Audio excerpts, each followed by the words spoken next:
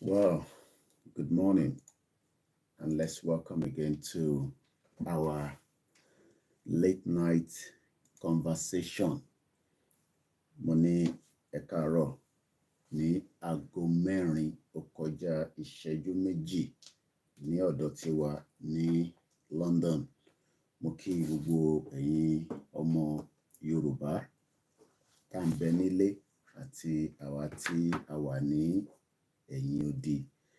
Mo kí ọba Elédùmarè tí ó tún fún wa ní àsìkò tí a tún wà yìí pé ká tún fi láǹfààní àti fi bára wa sọ̀rọ̀. Mo kí wa pé ẹ káàbọ̀ sórí ètò. Ọláyọmí Kóìkì ni èmi ń jẹ́ tí gbogbo èèyàn mọ̀ sí Kóìkì Media ní àti máa ń sọ pé bringing the world closer to your doorsteps. Mo kí ìyá tó bí mi lọ́mọ, bẹ́ẹ̀ ni mo kí gbogbo àwọn mọ̀lẹ́bí tí wọ́n dúró tì wá tí a jọ ń ṣe ètò náà. Mo tún fẹ́ ká jọ gbé yẹ̀wò ní àṣálẹ́ yìí ní ibikíbi tí ẹ bá ti láǹfààní àti fi gbọ́ wa. Ilé tí a fẹ́ sọ yìí, òun náà ni Yoruba, what more do we want? Do we want kí la fẹ́? What more do we want, to gain from Nigeria? Kí ni nǹkan tá a fẹ́ rí mú gan nínú Nàìjíríà? Kí lè àǹfààní tí a fẹ́ jẹ níbẹ̀ tí a fi ń sọ pé ká ṣì wà láàrin Nàìjíríà tí ó ń dá wa dúró gẹ́gẹ́ bí ẹ̀yà kan tí ọba Elédùmarè dá dáadáa. Òun náà ni mo fẹ́ ká jọ gbé yẹ̀wò ní òru yìí. Tí ẹ bá ṣì wà ní ojú ọpọ́n, ẹ̀yin tí ẹ tí sùn, ẹ jẹ́ ká jọ gbé yẹ̀wò. Lẹ́ẹ̀kan sí, mo kí yín pé ẹ tún káàbọ̀ sórí ètò tiwantiwa tí a mọ̀ sí Kóìkì Media, bringing the world closer to your doorstep. Mo kí wa lẹ́ẹ̀kan sí pé ẹ tún jẹ́ ká jọ gbọ́. Kóìkì Media, we're bringing the world closer to your doorstep.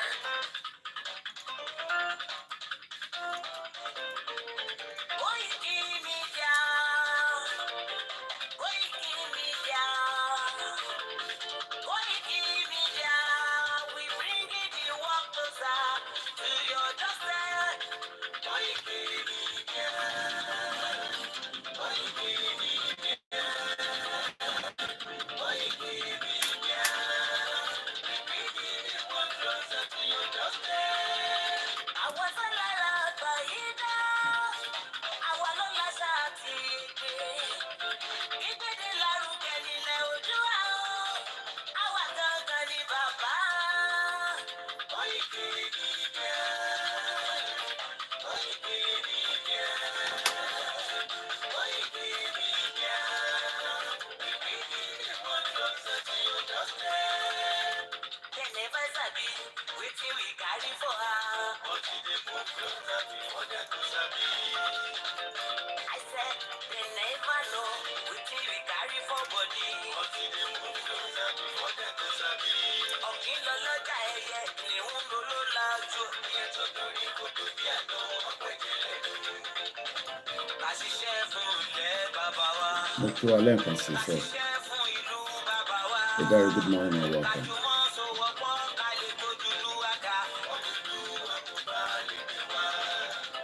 Ọmọ Odùduwà ṣe kiri. Good morning once again. Fún ẹ̀kọ́ adúláwọ̀. Ká lè jọ jùmọ̀ gbé. Ilẹ̀ ìlérí. Àwa lè gba oko ilẹ̀ wa. Ká ṣiṣẹ́ ká lè jọ gbàdé. Ká lè gbàdé adé adúláwọ̀. Àwa ni ìmọ̀lẹ̀ tí ó ràn káàkiri. Ọmọ Odùduwà ni wá. Kóìkì Media, àwa là ń gbé tó lárugẹ. Ètò tó kojú owó tiwa mà ní. Ẹgbẹ́ polówó ọjà wa kájé bùbá ayé jẹ. Ètò tó kojú owó tiwa mà ní. À ń gbé tó lárugẹ, à ń gbàsà lárugẹ. Ètò tó kojú owó tiwa mà ní. News and sports, ẹ máa rí gbọ́. Ètò tó kojú owó tiwa mà ní. Ọmọ Ìjẹ̀bú ẹlẹ́rẹ̀ mi ló ní kí n máa ké tantan.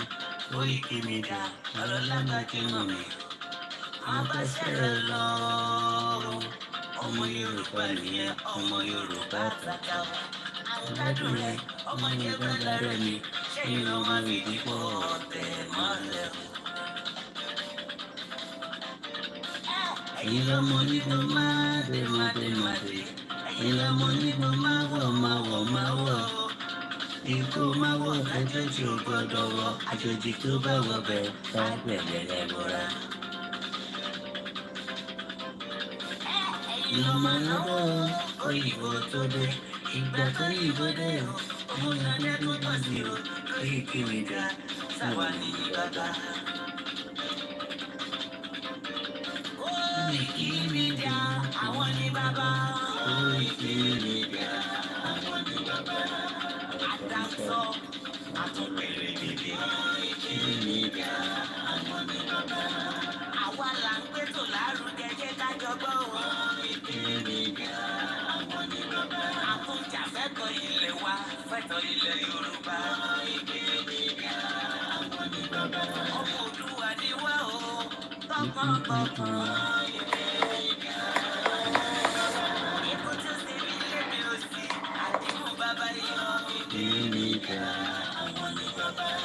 We bring you one closer to your doorstep.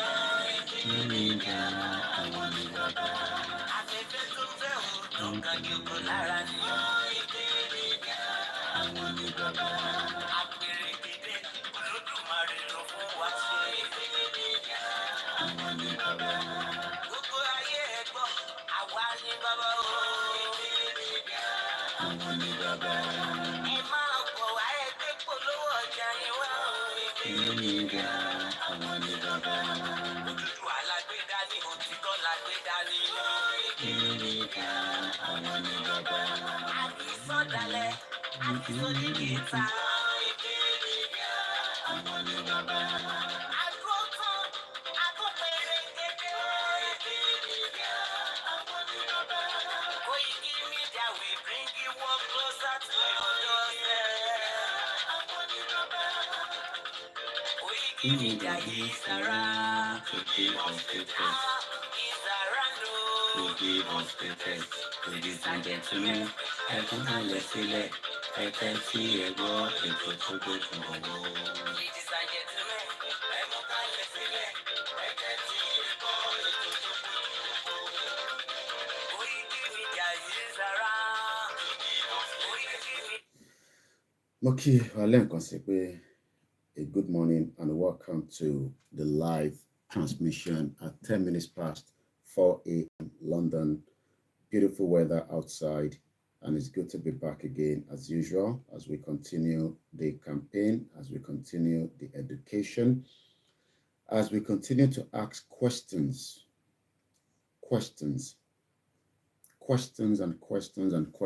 why we should remain in the entity block called Nigeria. Mo kí yín ní gbogbo ilẹ̀ Yorùbá, mo kí the diaspora, and also mo kí gbogbo àwọn ọba wa, mo kí gbogbo àwọn ìjòyè, mo kí gbogbo orí adé kọ̀ọ̀kan níbi tí wọ́n ti ń darí ilẹ̀ Yorùbá. When do we say enough is enough with the current situation we have in Nigeria? Should we say enough is enough? Or should we continue to live in denial and die in silence? Kí la fẹ́ níbẹ̀? Many people say we should not die in silence. That is why some of us are speaking out today. That is why some of us are concerned for the future of the Yoruba people tó ń bẹ nínú Nigeria. Ìdí tí a ṣe ń pariwo lójoojúmọ́, tí a ṣe ń kéde pé ìran Yorùbá must now think about the near future before it is too late. Mo kí wa lẹ́ẹ̀kan sí pé a tún káàbọ̀ sórí ètò náà. Bí a ti ṣe ń darapọ̀ mọ́ wa, ẹ bá wa sọ fún ẹni tí kò tí mọ̀ pé a ti wà lórí afẹ́fẹ́ pé kó darapọ̀ mọ́ wa. Káwọn náà tún wá jàǹfààní ìta tó fẹ́ sọ ní wákàtí. Torí ìta kúkú ń sọ náà, èyí tó máa ṣàǹfààní fún ọmọdé, tó máa ṣàǹfààní fún àgbàlagbà, tó dẹ̀ máa ṣàǹfààní fún generation tí ó wà nínú ẹ̀ àti generation tó ń bọ̀. Ẹ má yẹ ká sọ fún ẹlòmíì pé bí nǹkan tá à ń sọ yìí kò kàn wọ́n, gbogbo ọmọ Yorùbá ló kàn. Bó ti ṣe kan àwa tá wà nílé, bẹ́ẹ̀ náà ló kan ẹ̀yin tẹ́ wà ní ìta. Ìdí tí gbogbo wa ṣe gbọ́dọ̀ jẹ́ kí àwọn ará ilé mọ̀ pé a tún ti wà lórí afẹ́fẹ́. Gbogbo platform wa náà láti ń stream lẹ́ẹ̀kan sí 13 minutes past and we will play our anthem. Àwa máa bá ètò yẹn lọ díẹ̀díẹ̀, àtújọ máa gbé yẹ̀wò, àjọ kẹ́kọ̀ọ́, àjọ wo bí nǹkan ṣe ń lọ ní gbogbo àgbáyé, àti pé ìgbà wo gan ni a máa sọ pé enough is enough in this union tí òyìnbó kó papọ̀ ní 1914. Should we continue to maintain it, or should we say enough is enough?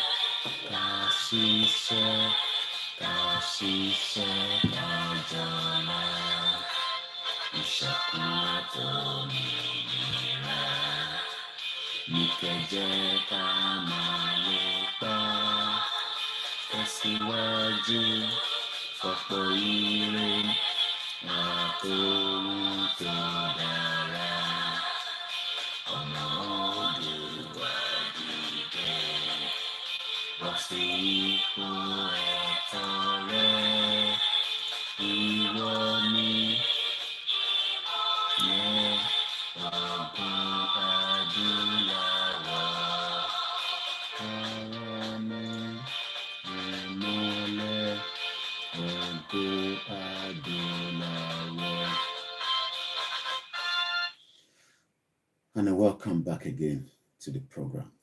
Lẹ́ẹ̀kan sí mo ní, at what point ni ọmọ Yorùbá máa sọ pé enough is enough?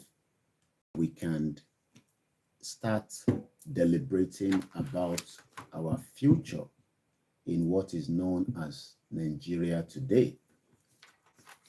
When do we say enough is enough? Or should we just assume that there will never be enough and we should just continue being part of this contraction that was put together by the British Empire in 1914 to change orúkọ wa, ó change identity wa, wọ́n force wa ká máa jẹ́ in tí àwọn bàbá ńlá wa tí wọ́n jẹ́. Àwọn òyìnbó, a lot of you that are not living in UK, òyìnbó póríṣiríṣi. A ní òyìnbó Eastern European, a dẹ̀ ní àwọn òyìnbó tó ń pera wọn ní Scottish.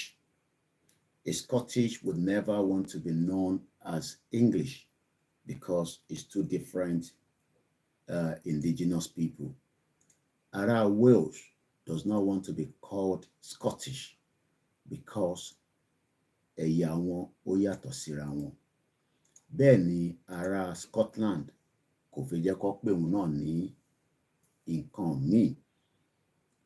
Kí ló wá dé tó jẹ́ pé àwa tí Elédùmarè dá, àwa wá decide pé we would rather be known as orúkọ tí àwọn òyìnbó pè wá, tí wọ́n ń pè ní Nigeria, Nigeria. Kò sí nǹkan kan tó ń jẹ́ Nigeria as at 1913. Tẹ́ bá sọ pé Nigeria,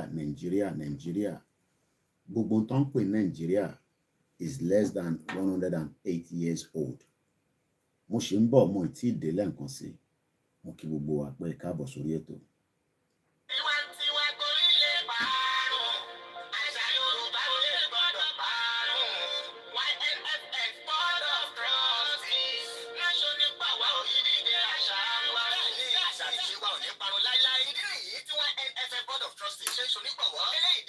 àti ṣe Yorùbá nípínlẹ̀ mẹ́jọ ìpínlẹ̀ Kogi, Kwara, Èkó, Ọ̀ṣun, Oǹdó, Èkìtì, Ọ̀yọ́ àti ìpínlẹ̀ Ògùn láwọn ìpínlẹ̀ tí ìdíje bí ayò ọlọ́pọ́n, ìjàkadì, ijó ìbílẹ̀, ìdíje ẹwà àti bẹ́ẹ̀ bẹ́ẹ̀ lọ yóò ti máa wáyé látọjọ́ Monday November 6, 2023 títí di November 13, 2023 ní final audition máa wáyé láwọn ìpínlẹ̀ wọ̀nyí láti yan àwọn tó perégedé láti ṣojú ìpínlẹ̀ kọ̀ọ̀kan nínú ìdíje àṣekágbá tí a wáyé ní Muajas Hotel Nìbàdàn November 21 arrival day. Ìdíje a wáyé ní November 22 títí di November 24 ní Muajas Hotel nílùú Ìbàdàn. Ẹni sọ lẹ́nu sábò ìyàgbọ́ odò tó bá gbàgbé orísun ṣetán láti parun ní ẹ̀já àjọ gbárùkù ti díje àṣà àti ṣe ilẹ̀ Yorùbá tẹ́lẹ̀kùnjẹkùn yìí. Fún ẹ̀kúnrẹ́rẹ́ àlàyé tàbí ẹ fẹ́ sonígbọ̀wọ́ tàbí olùrànlọ́wọ́ ẹ lè kàn sí Mr. Wasiu Àyìnà lórí +134 7500 9472 Ajì Apin Ara +447 946 313 160 Mrs. Roslyn +141 699 22189 tàbí Tbet +234 816 049 5979. Aṣọ ìbílẹ̀ nìkan la yàn láàyò níbi àwọn ìdíje wọ̀nyí. Ìdíje àṣà àti ṣe ilẹ̀ Yorùbá ẹlẹ́kùnjẹkùn ọdún 2023 Yorùbá World in Action YNFF ló ní àṣà àti ṣe wa ò ní parun láéláé. Ìyẹn máa wáyé ní látọ̀n the 21, the 20, the 21, the 22, 23 and 24 ní ìlú Ìbàdàn ní ìyẹn máa ti wáyé. So if you are opportune pé kẹ́ wà ní Nàìjíríà, ẹ darapọ̀ mọ́ wọn. Ìdíje àṣà àti ìṣe ayò ọlọ́pọ́n òun náà máa wáyé. Ijó ìbílẹ̀, ìdíje ẹ̀wà, ìjàkadì, all these will take place just on the 20. These will happen because I want to be sure. Yeah, 21st, 23rd, and the 24th. It's a 3 days event.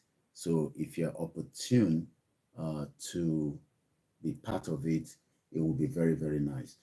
There's also a lot of other events coming up, which we like to share with our viewers and listeners, so that everybody's aware of all these events. Maybe we should start with this as well. Mumbo. Progressive Union, Maryland chapter is at it again.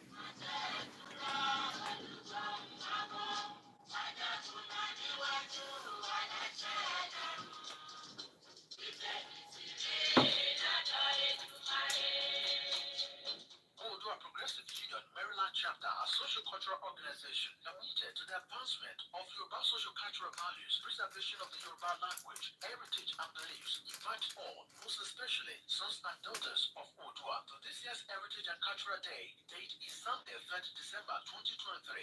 Venue, 9816 Liberty Road, Roundestone, Maryland, 21133, United States of America. Time, 4 p.m. Featuring English chanting, Bata token drum display, Yoruba cultural dance, and awards presentation, while a popular Yoruba musician will spice up the event. Come and witness a display of the culture that stands the test of time on Sunday, 3rd December 2023 in America. Odua Progressive Union's Heritage and Cultural Day. You can't afford to miss it. Odua Kumao. Announcer Chief Dixon Oluboti, aka Alec Pepe of Baltimore, Maryland, USA.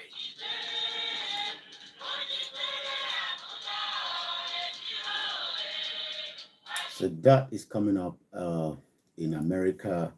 As that is about to happen in America, we also have something happening in London on December 2nd.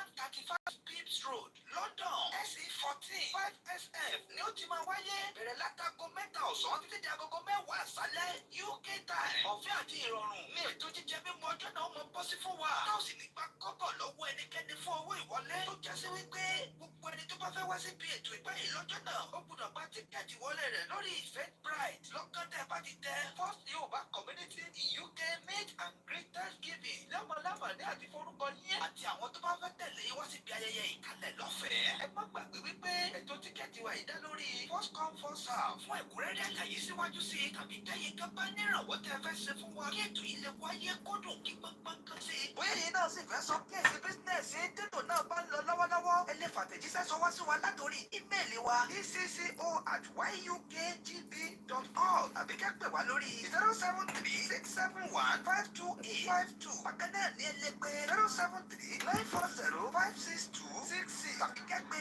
077-609-86460. Ọjọ́ ìdúpẹ́ ọdún ayọ̀ gbogbo ọmọ Yorùbá lágbàáyé. Yorùbá Wá Mídíà ló kéde lórúkọ gbogbo ọmọ Yorùbá lágbàáyé. Àwọn alájẹ́ kọjá sí oyè.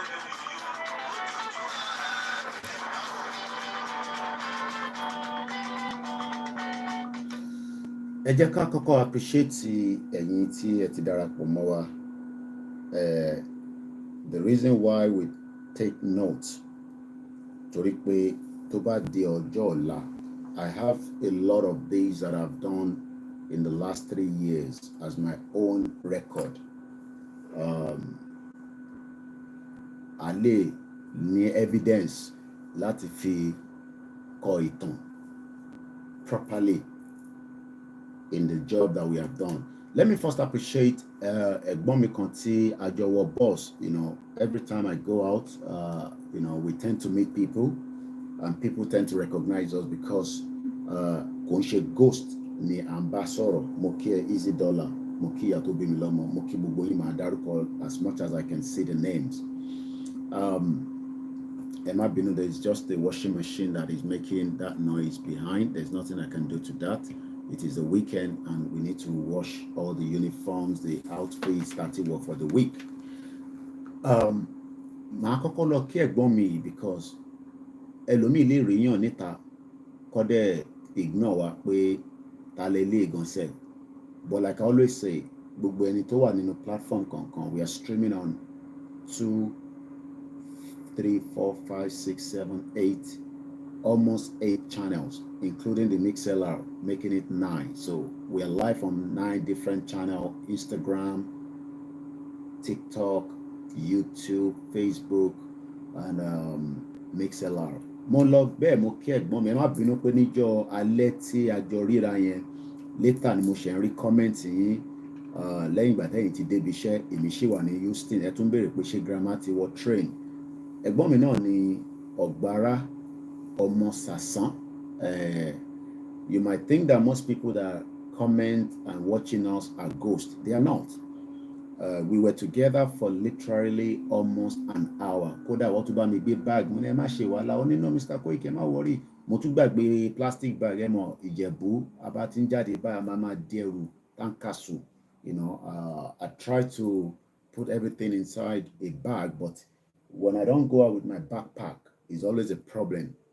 And you can easily forget something on the bus. Mo ti bọ́lẹ̀ tán lórí bus. I left a plastic bag. Ẹ̀gbọ́n mi yẹn ló ní Mr. Koiki ti gbàgbé léyìí. Grandma wa ní ìbáwọn ti sọ fún ẹ pé kó fi sínú box. So mo kí yín dáadáa ẹ̀gbọ́n mi. I know you're working night. Ọlọ́run á dúró tì yín, á wà pẹ̀lú yín. Thank you so much and it was also privilege. I called Igboho, my CSI. I called him on video call. And it's a privilege. In case I meet you as well, and there's a bit of time, yes, I might call Igboho and say, I'm a Yoruba nation, because Igboho does not know everybody, but he knows that he has a lot of love from around the world. And it's because Igboho Wojola. I mean, you got to remember that this man has lost almost everything. He runs a business. The business is almost, we can only give thanks. For 3 years, the federal government, maybe some of you don't know, locked his account. Bẹ́ẹ̀mi ṣe l'account tẹ́mi fi operate, tẹ́ ń sanwó síbẹ̀, tẹ́ ń ṣe this. Igboho's account has been locked. He cannot use his account because the federal government locked it. The Fulani man, Buhari and Yemi Osibajo. So mo kí n lẹ́ẹ̀kan sí ẹ̀gbọ́n mi Ọ̀gbárá Ọlọ́run bá ń dúró tì. Mo wá lọ bẹ́ẹ̀ mo kí ìyá wa Ìyábọ̀ Olúbùnmi Olúwọlé. These are, beautiful mothers that have stood with us, even in the midst of Koiki Ole, Okowoje, Oshe this. I'm sure many people now are probably now realizing that some of us are not in need for the money. I have just slept. I slept not too long ago, but when you love what you do, there are some jobs that you love and there are some jobs you hate. You just wish that you are not in that job or you are just there because of the money. We are not doing it because of the money. I always say, yes, I mean, we need money. I need money to charge the electricity. I just paid my Sky 53 pounds. We need to charge the gas. So, yes, I mean, we need money. I have to pay my house rent. But it is just passion. It is what is inbuilt. That's why I said I'll be different from others. I am the last man standing. I will wake up and sometimes I might not come out for the whole day. So mo kí yín lẹ́ẹ̀kan sí ìyá mi Ìyábọ̀ Olúbùnmi Olúwọlé. Mo lọ bẹ́ẹ̀ mo lọ sí ìlú Amẹ́ríkà, Ayọ̀mí Kúndámíjù, a brother, you and African Confidential, I appreciate you a lot. Mo wá lọ bẹ́ẹ̀ mo kí mọ́mí wa Dorcas Kazeem, Ọlábàndúrótì ẹ ṣé gan ni, ẹ kú àdúrótì wa. Mo lọ bẹ́ẹ̀ mo kí bàbá wa Gbàdàmọ́sí Ismaila, thank you so much.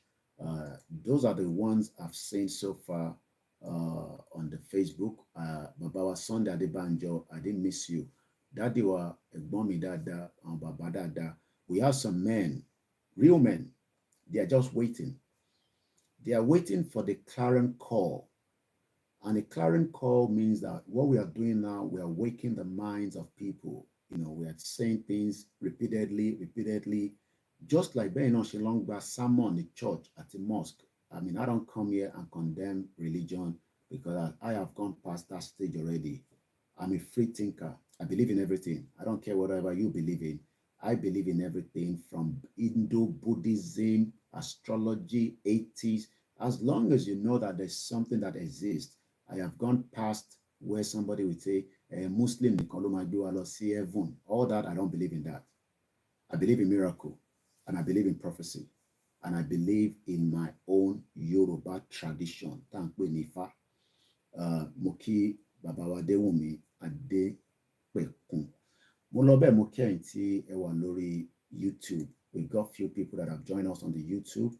Those that are still awake, those that probably just got notification. Many people are not getting notification. There's nothing I can do to that. It is beyond my control. That is the job of the social media. Mr. Clef Wallex, thank you so much. Mohammed Shino, I say shout out to you. You also say Yoruba Nation not going back. Mr. Clef says welcome back. And Mr. Obara also went to say, watching from Canada, Eshegoni Grandma, thank you so much. Canada is a very cold place, but I pray one day, what I wanted to do before Yoruba Nation, I wanted to be going around the world. But right now, there are some places I might not be able to visit for security reason, especially some part of African countries. But probably Canada, I will visit because I shouldn't be scared of going to Canada, Europe, probably few Asian country apart from that, so Mokile and Konsi, grandma, my auntie, Yeti Queen, Mokino. You may also want to tell us where you're watching from. Let me appreciate you all because look, I can sit here for the next 4 hours. If I don't have anybody to watch it, it's a waste of time. It's a waste of time. But as long as 1, 2, 3, people come in, sometimes people come in, it's not the kind of taste of what they want to listen to. They walk out. And some want to listen because they want to be sure that we are consistent. How is it going to happen on Olumagba? Look, there will be miracle that would happen, but there will also be action. It's all intertwined. They not pray. I know some of you are still praying for Nigeria. There's no problem. I don't disagree with you praying for Nigeria, but I think the prayer for Nigeria has already expired. I don't know when, but as far as I'm concerned, the 1914 amalgamation means that that prayer has expired. Kò sí nǹkan kan tó wrong in our territory, like I always say. Uh, I love to show you my map all the time. There's nothing wrong in the Yoruba territory, but there is a big something wrong in Nigeria. Nigeria is taking our glory. And I'm asking the question, when do we say enough is enough? I don't want to strain my eyes, so I'm going to put on my glasses, not because we like it. It's just that that is what the opticians say. Put it on, especially you sit on the screen for too long. So Mr. Clerk Wallace also said the path to dialogue towards a bloodless dissolution. I know a lot of you sometimes don't like my utterance. Ó dà pé lè bí ìjà líle máa ń gbé wá ń tiẹ̀. Màá lọ wo ẹlòmíì, bẹ́ẹ̀ àwọn lọ wo Yèyé Dára, màá lọ wo Dr. Sabi. Àwọn kan dẹ̀ like bí mi ṣe ń present pé ẹ̀hẹ́n. But in the reality, nobody wants a blood in any way. I mean, the last thing you want to be seeing is blood. I watch a lot of movie, um, and I could see when they shoot a gun, how it can react on your body. And I'm going to tell you the movie I watched. Tebani Netflix. I want you to go and watch it. I'll give you the name of the movie. So what Mr. Clex Wallex is saying, and I'm going to be looking at the comments to do the program, even though I've got a topic there that says Yoruba people or Yoruba, what more do we want to gain from Nigeria before we say enough is enough? I mean, we've studied, we have told to go to school, we have gone to school, we have done apprentice. I remember Baba kan ní àdúgbò wa ní ìgbà tí a wà ní Surulere. Kí lorúkọ wọn again now? Is the best when it comes to plumbing. I didn't realize that it was a good job. I would have learned it from him. It's a trade until I got to London and I was working as a shadow, body shadow. Clyde. Clyde is very good. He's from Montserrat. I drive the vehicle and I was learning the trade, fixing toilet, bathroom, span and all those little things. And he always said to me, look, don't look at this now. Just think about the bigger picture. The only problem my wife always says is to back Clyde because Clyde doesn't eat meat. He doesn't eat meat. But his energy is more than anything general. Very fit guy from Montserrat, top guy.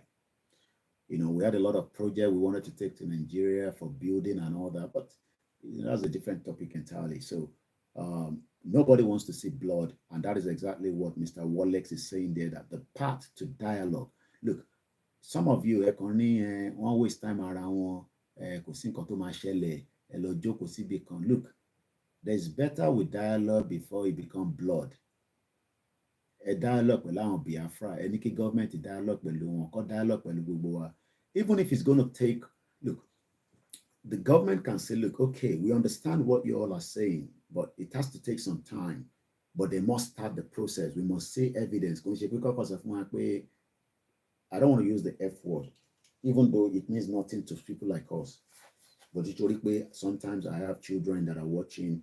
So, àwọn èèyàn lè ní sọ yẹn kò sí nǹkan tó máa ṣẹlẹ̀. Look, kò sí nǹkan tó máa ṣẹlẹ̀ yẹn, ó máa mú ẹ̀jẹ̀ wá ni, ó máa mú ìtàjẹ̀ sílẹ̀ wá ni. It's as simple as that. If you don't dialogue, that means you are trying to say that kò sí nǹkan tó lè ṣẹlẹ̀. And ilé ayé tá à ń gbé nísìn, look, everybody's watching what is happening around the world. People don't care whether Nigeria survive or not. The world is a very wicked world anyway. So it depends on which side you are. You look at what is happening in the Middle East and all around the world. I had my cousin with me last night. We haven't seen each other. Walata. He's the only person that can come and visit me in the house, and I don't have to be scared that he's going to record me and all that. We speak. I called Oloye. We spoke. We laughed. We spoke with Oloye for like almost half an hour on the video call. It's always a privilege. So not everybody will have access to come to my house, but Walata and myself, we've known each other for years, cousins. So yes, I mean, we expect the federal government to sit us down and let's dialogue. Mo sọ fún ṣé Walata náà ni mo sọ fún àbí wife mi mo nílò. Tinubu lives there. Okay, I think it's Walata. Tinubu lives there for 4 years in the UK. While he was there, they were planning how to take back the government as at the time.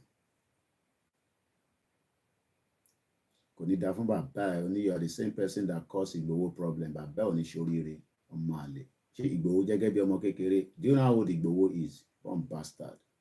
Kò ní dá fún àwọn tó bí ẹ̀.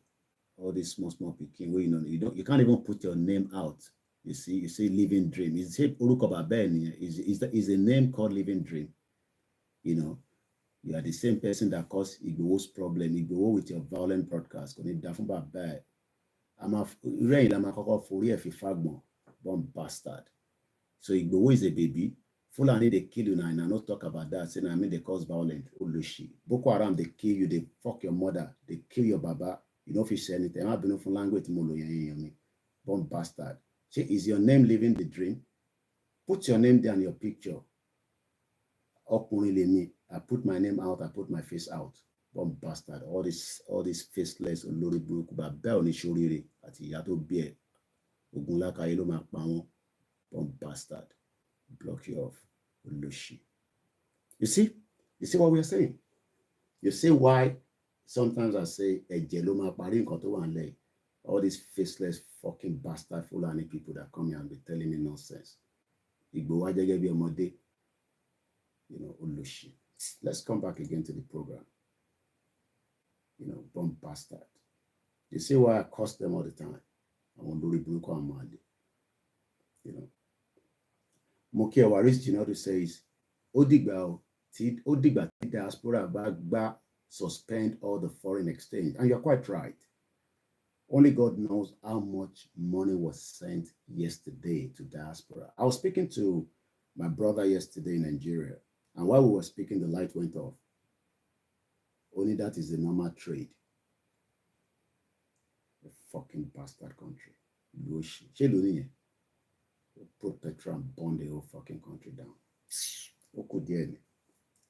I do pé consider mi nìkan ni mo wá wáyé pé mi nìkan mo wá ń di Yorùbá nation ni ibi tá à ń bá lọ kọ́ lọ́ máa bá dé nísìn ó dé violent Fulani ó fi AK-49 ó fi ń yọ̀bọ̀n ó fi ń fọ́yín lórí. I have a video that I'm going to play now, even for the fact that that guy just wanted to cause commotion right now.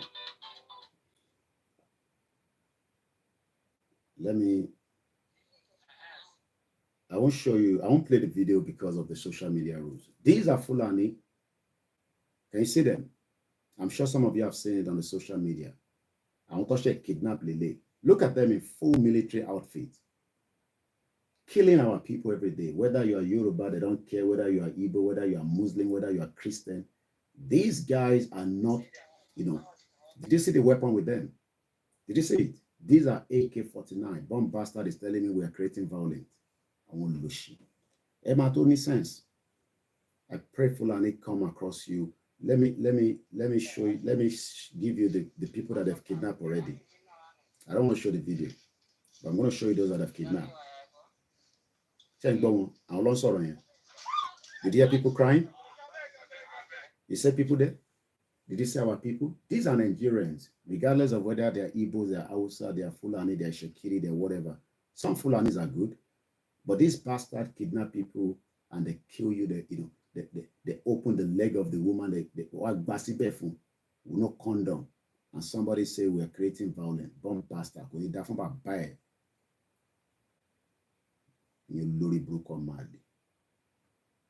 This is a current Fulani attack in the forest. You can see them. See people that have been kidnapped. People are going to pay ransom that they don't have. And they say, hey, you are the one that caused the most violence with your broadcast. Olushi. You have a governor, you have bastard governors, you have politicians that care less about everything that is happening to you. And it's surely they went about us of me minimum creative violence. Immediately creative violence. If I have gone through my own route,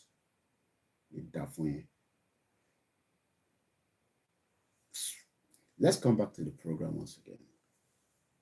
I won't lose you. These ones now, only God knows how long they will spend in there. Obìnrin tó wà ń bẹ̀ ní sin sèré nìyẹn. ẹ lọ wo ìyá kan tó náà wálé ní 2018 gbogbo Fúlàní ló bá ìyá yẹn sùn, ìyá àgbàlagbà, ìyá mi ti wà ní menopause. Mo kí n shout out. I was in Crystal Palace on Wednesday. Mo wọ train ó kọ̀ lọ já mi sí Crystal Palace. I was like somebody that just came to London. So I'm still appreciating those of you that are awake, and I'm also reading your comments. Yeah, I was there. You know, I got a train, and I was going somewhere else. I don't want to give too much information of my movement for security reason. I'm sure you all understand. So when I talk, I might sometimes talk in parables. Even in London, I don't trust anybody. Mr. Koike Jekapadi and all that, you know, it is spirit me back on it. I am a huge target, regardless of whether you feel that or not. If you meet me, fine. You know, I know what they've done to so many people like us. Man can, you know, toothpaste, long for poison to long pare dojojumo. The poison was put in the toothpaste.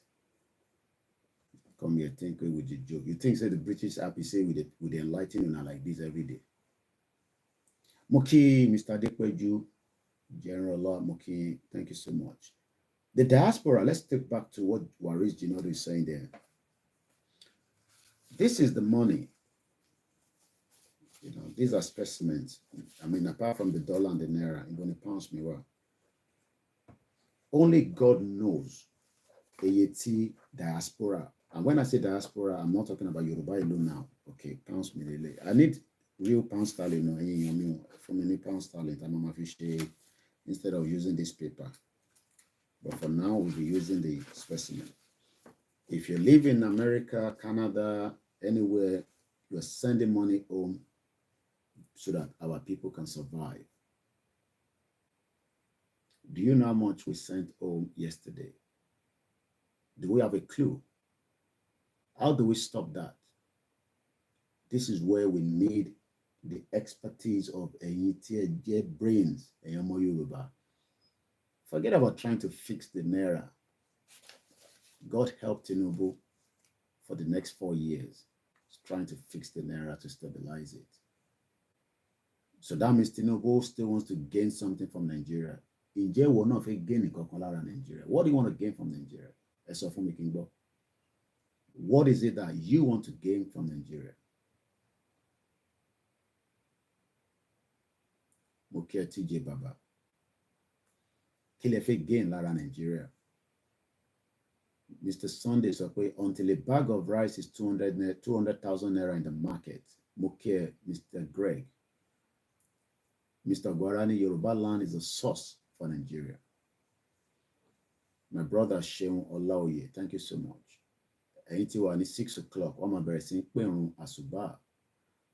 The first one will be called at 1:45, and then depending on which of the mosque anyway. It one in phase 2 by what is the 1:45. Akoko be the first one, then our shep only 6 o'clock. As we speak right now, I want to best Nigeria trying to look for what to eat. People wake up as early as 4 o'clock in the morning.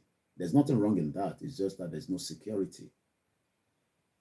So Mumbere Law Bubualen consequently. Waris 29 billion naira a year sent by diaspora.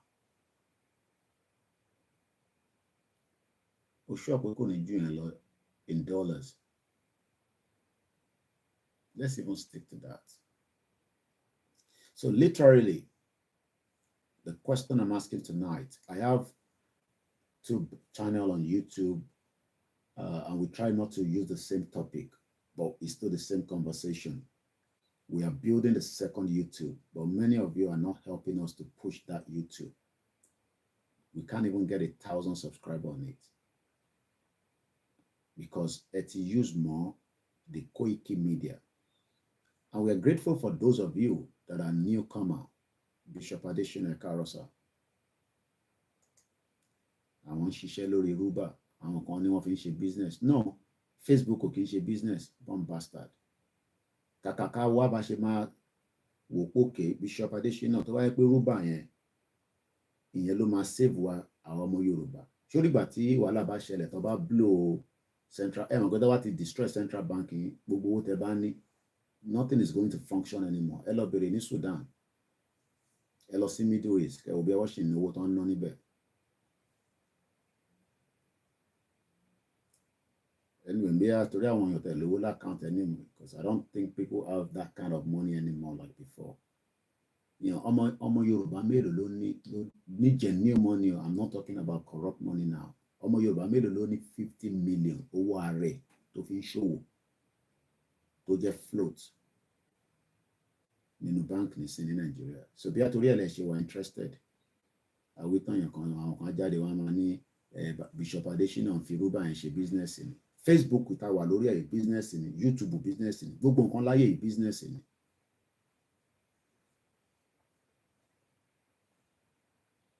So ẹ̀yin èèyàn wa tí ẹ̀ ń gbọ́ wa, à ń dúpẹ́ pé ẹ̀ ń dúró tì wá lórí Koiki Media, but ẹ̀ lọ sórí the backup channel which is WD76 Media.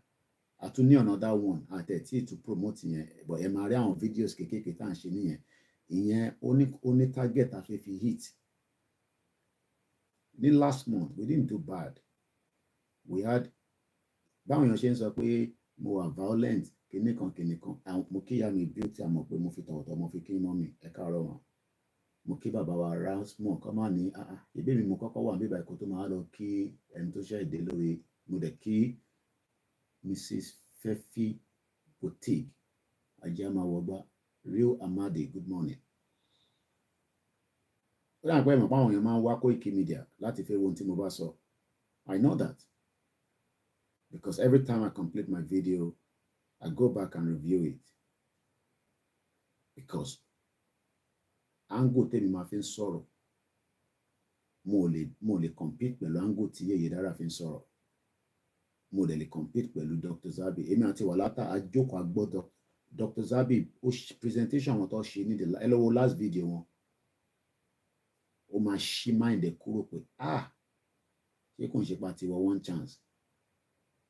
À ń gbé nílùú yìí, àwa àti Somali jọ ń gbé gbogbo èní nísìn Central London máa hot gan. Èmi gan ní láti lọ, ó máa hot because wọ́n ń ṣe Remembrance Day, wọ́n dẹ̀ máa ṣe protest, oríṣiríṣi protest dẹ̀ ló ń bọ̀, so it's gonna be very heat. So last month we had 869 new subscribers. Àwọn tó gbọ́ mi rí tó tí mo rí ta wà tẹ́lẹ̀ ó ṣe wà mí rí. Then we had 354,000 new views, 2.1 million minute watch. Pé 1 minute báwọn èèyàn wá wo fídíò wa 2.1, but I tí rí target gangan. So I don't get paid for the YouTube. Channels get paid for their YouTube channel. Channels lánàá wọ́n náà wọ́n ti hit 1 billion viewers. 1 billion. Do you know what that means? It's because they have the resources to do so.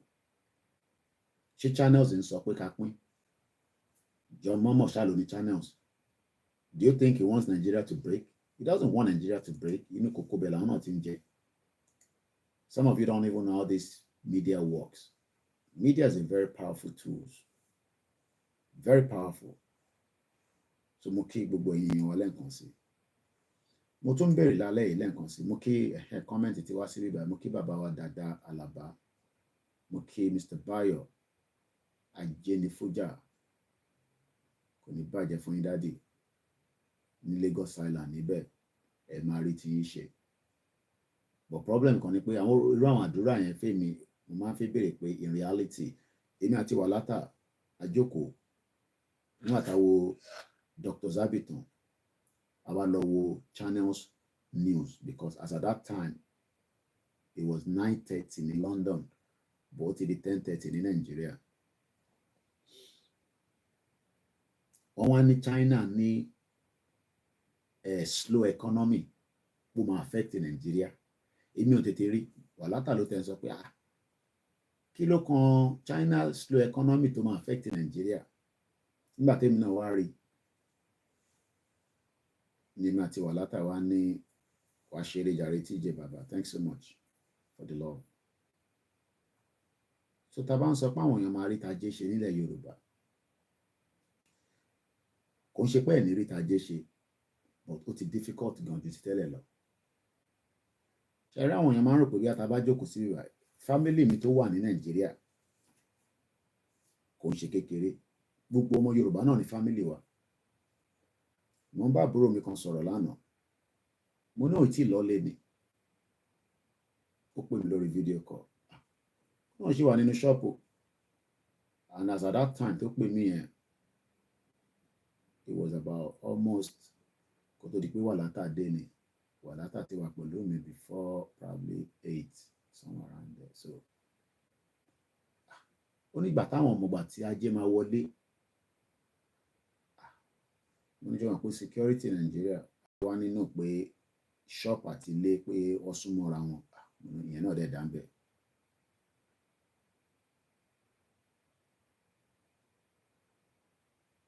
èèyàn mélòó ló máa raṣọ ní Nàìjíríà mọ́lẹ̀ ní nísìn in reality I mean tó bá jáṣọ àǹkárá èèyàn bá kú lé ní nísìn béèyàn bá kú ní òkè pòpò lálẹ́ nísìn tó wọ́n máa fi dàárọ̀ ọ̀la àwọn tó máa gbáṣọ àǹkárá dé ẹlòmíì máa tún jẹ gbèsè. We are really badly affected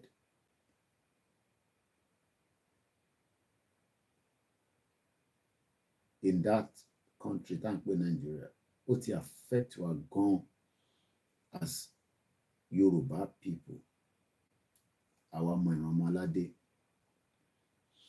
àbí kò affect wa ṣé Nigeria ò affect wa I don't know bí akẹ́yìn tí ẹ̀ ń gbọ́ mi náà bí akẹ́ bá mi àwọn terrorists ló ń fi wá ṣọṣẹ́ ọmọ àlè kan sọ pé èmi ni create violence abẹ́ ìgbọ́rọ̀ ọ̀dẹ̀ ẹ̀yin ọmọ kéékèèké àmì yín máa ṣe mí ṣé mo tán pè ní violent ó dà pé tí mo tán pè ní violent àwọn ò ṣe violent tó bá yẹ pé violent la gbé dání ẹ̀yin gan ní ìwọ gan tó ní violent yẹn ìwọ gan ní lè gbé ní Nàìjíríà ó ní lè gbé nílẹ̀ Yorùbá ọmọ tí tàn wifi ṣáwọn pé kí ló tó switch ìtagbé dání ò ṣe violent we are not running a campaign of violence. Oh yes, our rhetoric can be, to use some of you who are violent. Ṣé America ò ṣe jù bẹ́ẹ̀ lọ ni? Mo ń béèrè ni, ṣé America ò ṣe jù bẹ́ẹ̀ lọ? America tẹ́ ń rí yẹn. Ṣé gbogbo ohun tí America ń ṣe lẹ like? Ṣé gbogbo ohun tí UK ń ṣe? Ṣé UK ò gbé violent lọ bá wọn ní Iraq? Ìgbà tẹ́ pẹ́ lómi ò tẹ́ mọ́ tán pè ní international foreign policy.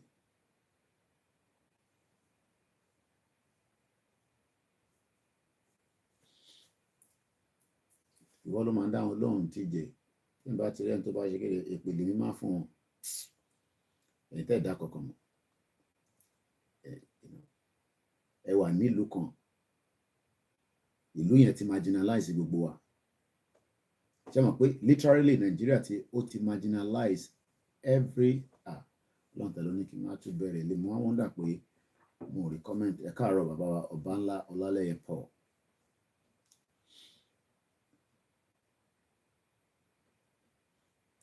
We just need a good leader. Bí a tẹ bá ti dàgbà tẹ bá ti darúgbó Ọlọ́run á jẹ́ rí good leader. Èyí tó sọ fún grandma mi nìyẹn a ò ní Mr. 847 ẹ má sọ exact ẹ kàn sọ bóyá 40 bóyá 30 bóyá 20 mo kàn fi láì díà bóyá 50 a ò ní sà ẹ kàn sọ 5 50 40 màá mọ̀ pé plus nìyẹn tó bá dẹ̀ pé 20 ní but I don't expect you to be less than 20 because tẹ́ bá wà less than 20 kò yẹ kẹ́ wà lórí TikTok pẹ̀lú wa ní bíbá tí àwọn àgbàlagbà la wà ní bíbá so ẹ̀yin sọ so ní èjì yẹn mò ń dúró kẹ́ dá mi lóhùn ni o ẹ má sá lọ so ní èjì ẹ̀yin sì ń dúró pé leader kan we need a good leader ṣé Tinubu náà ṣe good leader bí mò ń béèrè ni o àwọn èèyàn máa tọrọ àwọn need a good leader ẹ need a good leader nínú contraction tí òyìnbó kó papọ̀ ṣá abroad lẹ́wà bí Nàìjíríà lẹ́wà Yoruba nation am okay ó mà tó jẹ́ mẹ́ta okay sister Bukky kan nìyẹn morning Ọlá Koiki sister Bukky nìyẹn ẹ̀gbọ́n yàn dá mi lóhùn mọ́ ti sá lọ ọ̀dẹ̀gbọ́n tí mò ń sọ mo ní ẹ fún mi ní èjì 40 lèmi 40 plus ẹ̀yin náà ẹ fún mi ní èjì grandma mi 92 years old ló kú good leader ló wá títí tó fi kú tó mi ò yọ tàbá yàgbẹ́ ní phase 2 nínú toilet mo máa ń fomi mo máa ń da omi sínú toilet báyìí ni àṣé mo tẹ̀mọ̀ pé nǹkan tí kò wà hygiene ni. He will do his best, just wait and see. So tí ó bá wá ṣe tán tí Tinubu bá wá ṣe tán kí ló máa wá ṣẹlẹ̀? So tí Tinubu bá ṣe tán tó stabilize Nigeria tó dá náírà padà sí $1. So tó bá ṣe tán tó bá lọ ṣé òun náà ló tún máa control the next government? Ṣé Buhari ló ń control Tinubu nísìn? À ń sọ̀rọ̀ future wa ẹ̀ ń sọ̀rọ̀ Tinubu máa ṣe tó bá ṣe tí Cardoso dá gbogbo ẹ̀ padà tí gbogbo ẹ̀ rectify ṣèbí à ń fi visa wọ̀lú yìí bí èèyàn tí mọ̀ tẹ́lẹ̀ ṣé ti travel rí ṣá abroad lẹ́wà bí Nàìjíríà because mo máa ń fẹ́ gauge understanding àwọn èèyàn because ẹni tó bá wà lábroad tó bá ń sọ̀rọ̀ bẹ́ẹ̀ ṣe ń sọ̀rọ̀ yẹn mo máa gbà sí fún yín ni but tó bá yẹ pé Nàìjíríà ni mo lè understand because NTA news àti channels àti AIT lè máa ń wò tó pọ̀ jù but ẹni tó wà lábroad tó bá sọ̀rọ̀ bẹ́ẹ̀ yẹn á jẹ́ pé mi ò ní làákàyè tíyàn kan bá sọ̀rọ̀ bẹ́ẹ̀ ṣe ń sọ̀rọ̀ yẹn pé I need a good leader. Tó bá jẹ́ Nàìjíríà lẹ́wà, I can't knock you out. Ibi tí understanding yìí dé nìyẹn. But ẹni tó bá wà lábroad tó bá sọ̀rọ̀ bẹ́ẹ̀ ṣe ń sọ̀rọ̀ yẹn, I need a good leader. Níbo lẹ ti fẹ́ rí good leader? Òyìnbó ní 1959 wọ́n rig election tó rig yẹn òun ló jẹ́ kí olórí burúkú àwọn northerner kó gba power. Ẹ wá ní I need a good leader. So òyìnbó mọ̀ pé a ní good leader bí bàbá Awólọ́wọ̀ lọ́lọ́gbé fún àwọn north ní 1959 censor wọ́rí gẹ̀ẹ́ni púpọ̀ níyàn ò tẹ̀ mọ́ kankan rárá ìyẹn mo ṣe ń béèrè age yín nísìn fún mi ní age mo béèrè age yín ẹ tún dá mi padà sí we will wait and see àwa ń pray pé kí Tinubu má kú tí Tinubu bá ti kú àti jẹ gbèsè because Shettima ló máa gbàjọba but tí Tinubu bá ṣe tán tó stabilize economy tí gbogbo wa ń rí tajé ṣe tá à ń rí nǹkan mú sẹ́nu tó bá wá lọ tán kí ló máa ṣẹlẹ̀ tí Tinubu bàbá Bọ́lá Tinubu Jagaban kọ́wọ́ tí ní kí n máa bu ní Jagarode ẹ̀gbọ́n mi ìyẹn ló bá pè ní Jagarode àwọn kan ti ní Koiki ò nídìí gbogbo yẹn tí Tinubu bá ṣe tán 4 years ní Tinubu fi ń plan bó ṣe máa gba power padà láti UK ṣùgbọ́n àwa náà ṣe ń ṣe Yorùbá nation yìí àwa náà máa gbà kúrò lọ́wọ́ gbogbo wọn bàdá mo ti calculate gbogbo ohun tí Tinubu lè lò àwọn òfin máa sọ 8 years because kò ní 8 years mandate 4 years mandate ló ní adẹ̀ ti kọ́ sí bíbá àwọn èèyàn rẹ̀ ti ní Koiki kí má máa fún ní 8 years Tinubu will be 87 years old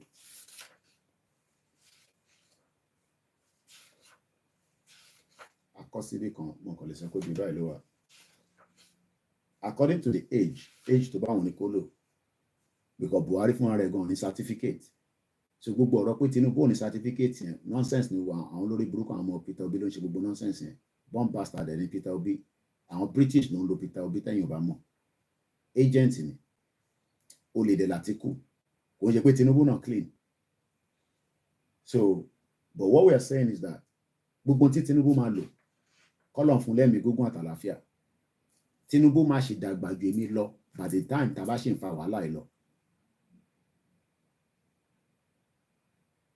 Tinubu á ti di bàbá arúgbó at 87 years old tí bá wo age tèmi as at that time mo sì lè gbá lẹ́sẹ̀ kò ní lè sáré púpọ̀ yes I mean if tẹ bá ń sọ pé ẹ̀ ń wá short term oh yes gbogbo tí Tinubu fẹ́ ṣe fún yín nísìn 4 years èmi tẹ expect pé kó sọ gbogbo ọmọ Yorùbá di billionaire just like bí olórí burúkú Fúlàní Buhari sórí Ọ̀ṣínbàjò yẹn orí yẹn ò tẹ̀ pé rárá ọ̀dẹ̀ ni òmùgọ̀ ni ọmọ Yorùbá mélòó ló di olówó gidi in billions of naira ẹ lọ ohun tí Buhari ṣe fáwọn àwọn Fúlàní so bí ẹ tó bá jẹ́ pé yẹn lẹ ń sọ pé kí Tinubu make wa káwa náà lówó mo ti rí pé kinní náà ti ń gbẹ́sẹ̀ bí kò ń jáde ẹni tó ní glow mo rí pé ó ti lọ bá bàbá wa Àwùjalẹ̀, wọ́n ti kùn sí Tinubu létí wá bó ṣe máa wá àkọ́kàn fún un náà káwọn náà lè lówó bí Dangote àti BUA. Kódà kẹ́ má máa ra ṣúgà Dangote mọ́, olórí burúkú ni Dangote, bomb bastard ni. So tó bá yẹ pé yẹn lè ń sọ, no problem. Tí Tinubu bá wá ṣe gbogbo yẹn tán tó sọ wọ́n dolówó, ṣé mọ̀ pé olórí burúkú málà kan lè dé after tí Tinubu bá ṣe tán á dẹ̀ slash gbogbo owó yẹn tó wà lọ́wọ́ ọmọ Yorùbá. Mo kí bàbá wa Ṣeun Lawal. Àwa ti wà ní weekend, kò kàn sówó lápò ni, kọ́lọ́dà rówó. So mo understand yín tó bá jẹ́ pé ẹ̀yin supporter Tinubu pé kó tún kàn ṣe, yes. Èmi expect pé by now gan sẹ́rẹ́ kí Tinubu kó ti open up ilẹ̀ Yorùbá dáadáa ká ti máa rí, well, ó lè ti wà too early, but I expect him that by the time tó bá máa fi ṣe tán kẹ́ ti dolówó. Èyí tẹ́ ń gbé ní face my face two, ẹ gbọ́dọ̀ máa gbé ní face my face two mọ́. Ó yẹ kí Tinubu mandate gbogbo state ilẹ̀ Yorùbá pé kọ́ lọ máa kọ́lé. But èmi àti wà látàn wo TV lánàá, wọ́n ń ṣe òkè èèyàn kan polówó. Wà látà wá ní òun hope pé kò ń ṣe gbogbo àwọn foreign reserve area wa lọ́tún fi ń kọ́lé torí ọjọ́ ọ̀la. Ìtẹ́mi sọ ni pé kí Tinubu kọ́kọ́ gbé gbogbo military architect kó gbé padà wá sísàlẹ̀, kó pín sọ́nà mẹ́ta, so that káwa náà lè ní ìjà ogun, so that tó bá tẹ̀dí gbàgbós. But in reality, Muki Esiva Badmus, I'm just reading the comments, along the line. But topic tá à ń sọ̀rọ̀ lé lórí ni pé Yoruba, what more do we want to gain from Nigeria? Interfaith gain, òun náà ni Tinubu, ẹ̀yin kan. Ọlọ́run adé jẹ́ kẹ́ rí gain dáadáa. Èmi náà ní family nílé, ojoojúmọ́ ló ń kùn sí mi létí. Mo ní mò ń bá family mi kan sọ̀rọ̀ lánàá, ibi tá a ti ń sọ̀rọ̀ wọ́pọ̀ náà mọ́ lójú. So, Bishop Adesina, a lot of Nigerians don't know what Nigeria is all about, especially our people in diaspora. 1999 Constitution, Section 6, subsection 6, takes away citizens' human rights and subject it to government discretion. Any human right. Tengbo. Muki Mr. Olufemi, oni olórí burúkú ni gbogbo wọn. Kò ń taba ń bú àwọn èèyàn, kò ń ṣẹ̀yìn tẹ́ ń wò wá, but ìwọ tó bá wá kọ́mẹ́ǹtì torí wọ́n fún ẹ ní 2 naira kó wá sọ nonsense, máa ránṣẹ́ sí bàbá ẹ nílé torí grandma tèmi jìyà pé Nàìjíríà máa dá ni. Èmi ò mọ̀ bí èèyàn ní grandma, ẹlòmíì ò bá grandma ẹ̀, ìyá grandma yín ti kú, ìyá tó bí ìyá ẹ̀ ni mò ń sọ. 92 ni grandma tèmi ló kú, èmi dẹ́ gbé pẹ̀lú grandma mi for more than 3 years. Màá lọ korobá ni màá fi ń pọn mi, àṣé gbogbo kìíní àṣé child abuse gan ni. Màá lọ fi korobá pọn mi láti sàlẹ̀. Nígbà tó yá ni mo ń sè mí nínú ká lọ wá ẹni tó máa bá wa gbómi wá sókè pé kí ló dé. So bí ìyá ti mú ẹ̀yin lára.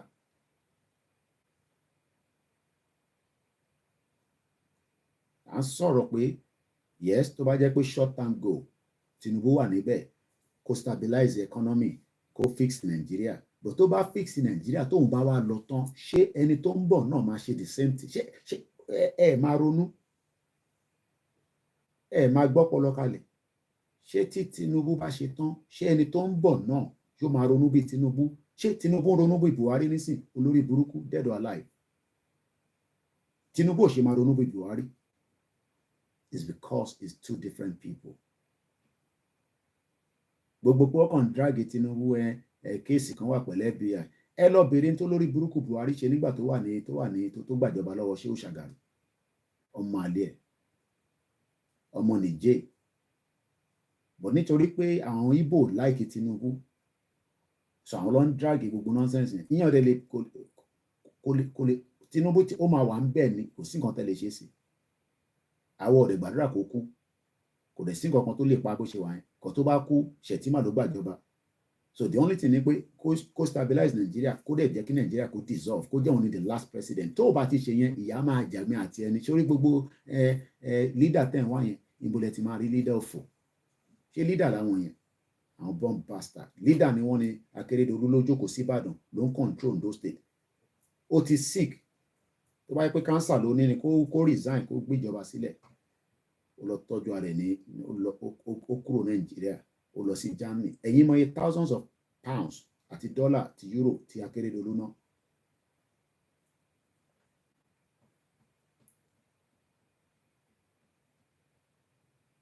bàbá mi Olúfẹ́mi ní monopoly ní Tinubu fẹ́ ṣe in tó bá wọn kó tẹ̀ ṣe. Buhari ṣe jù bẹ́ẹ̀ lọ, olórí burúkú ni Buhari. ó yẹ pò sí ìbàjọ́ yẹn short man devil yẹn mo tẹ understand ẹ̀. àwítán nísìnyí agbẹnusọ ẹ̀ Láolú Àkàndé òun náà ti ń di political analyst tó bá ti jẹun tó ti yó tán máa bá ṣe wọn kí Balóyè sọ̀rọ̀.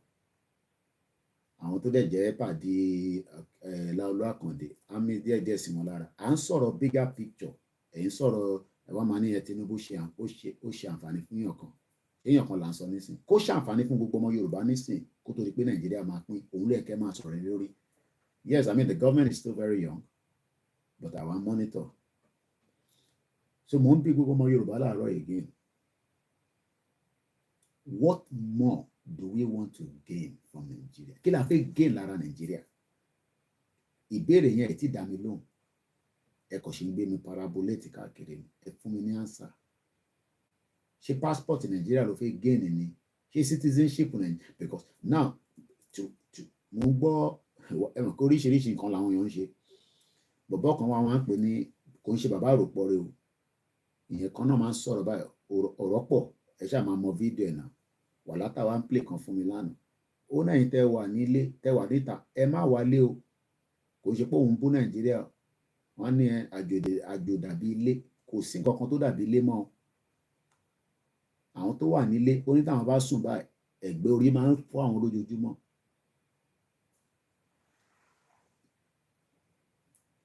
Mr. Ṣẹ́gun Fárámi sọ pé there will be more poverty.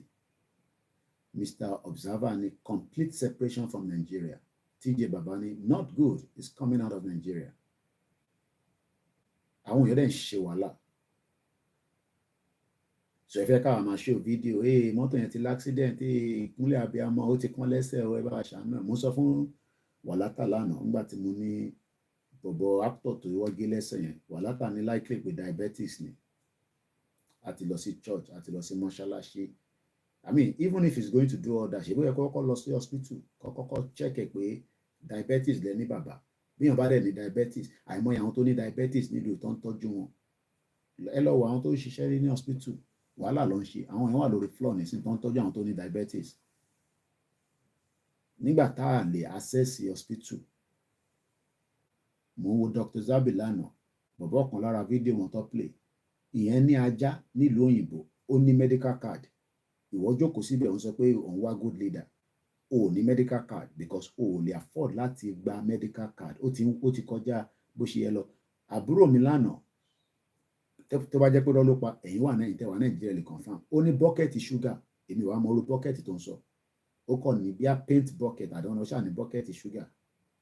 mo fi pé bí a bọ́kẹ́tì àwọn ẹ mọ̀ pé paint bucket ẹ mọ̀ pé gbogbo ọlẹ́ máa ń fi ṣe business ní Nàìjíríà ẹ fi ta rice ẹ fi ń ta gàrí even though wọn kì í ní ẹ̀kọ́ hygiene but ó lè jẹ́ tuntun lẹ́ ń lò.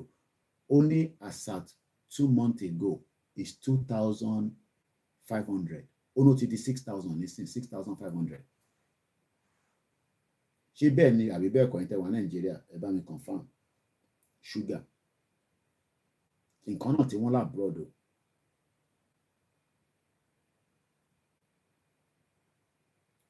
kí ni ok àwa Yorùbá nísìn kí la fẹ́ gain lára Nàìjíríà ẹ sọ fún mi.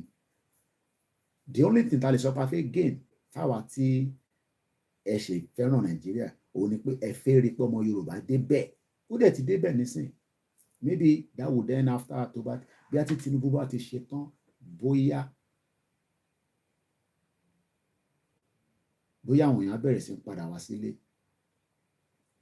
but Tinubu ní èmi ló kàn kò sọ pé àwa ló kàn. Mr. Olúwafẹ́mi ní Tinubu sọ pé I don't promise you people I just saying it is my turn. ojú gbogbo wa ló máa já. àwa ń pray fún pé kọ́lọ̀ fún lẹ́mìí gígùn ètèmi kàn ń pray fún nìyẹn that's all. because Buhari nísìn àmọ̀ bí ó kú lóòótọ́ àwọn ọmọ Ìgbò sọ pé ó ti kú. ẹ̀gbọ́n mi heritage ní kò kú ó ní dementia ni. but egungun ẹ wá le ju ti tẹ́lẹ̀ lọ ìyẹn ni kò yéèyàn. ojú ẹ̀ dẹ̀ máa ń change lẹ́ẹ̀kọ̀ọ̀kan. Àlàáfíà mo wà ṣe ní bounty wọ́n ní longest time sir ẹ̀yin lẹ̀ wá sọ́dọ̀ wa bí ẹ ti lọ sọ́dọ̀ àwọn ti Mohbad ẹ ti gbọ́ ti Mohbad títí títí títí ẹ ti darí padà wálé ẹ̀pọ̀rọ̀ Mohbad ìyẹn gba afẹ́fẹ́ gbùrùgbùrùgbùrùgbùrù àwa Nigerians a máa ń react gbùrùgbùrùgbùrù Mohbad Mohbad Mohbad Mohbad Mohbad gbogbo ó ti wálẹ̀ báyìí nísìnyí wọ́n dà kan ní ìyàwó ẹ̀wù mi ti ń sọ̀rọ̀ ìyàwó ẹ̀ tó yẹ kọ́kọ́ tì mọ́lé ẹ jẹ́ n sọ múvì kan tí mo wò ẹ tẹ̀ bí mímọ́ pé Kóìkì ó ní owó fíìmù kan èyí tẹ ní Netflix fíìmù yóò dà kó ṣe jáde ni ẹ jẹ́ n Google rẹ̀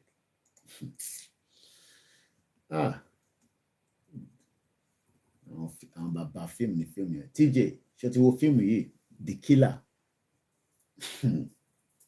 mo láti tún wò lọ́la yìí kódà tí bá ti parí program tún lè tún wò ẹ̀bùn tí yàn bá wo múvì lẹ́ǹkan The Killer ó ṣe jáde bí nǹkan ni a man solidarity and cold methodical uncumbered by scruples or regret the killer waits in the shadows watching for his next target.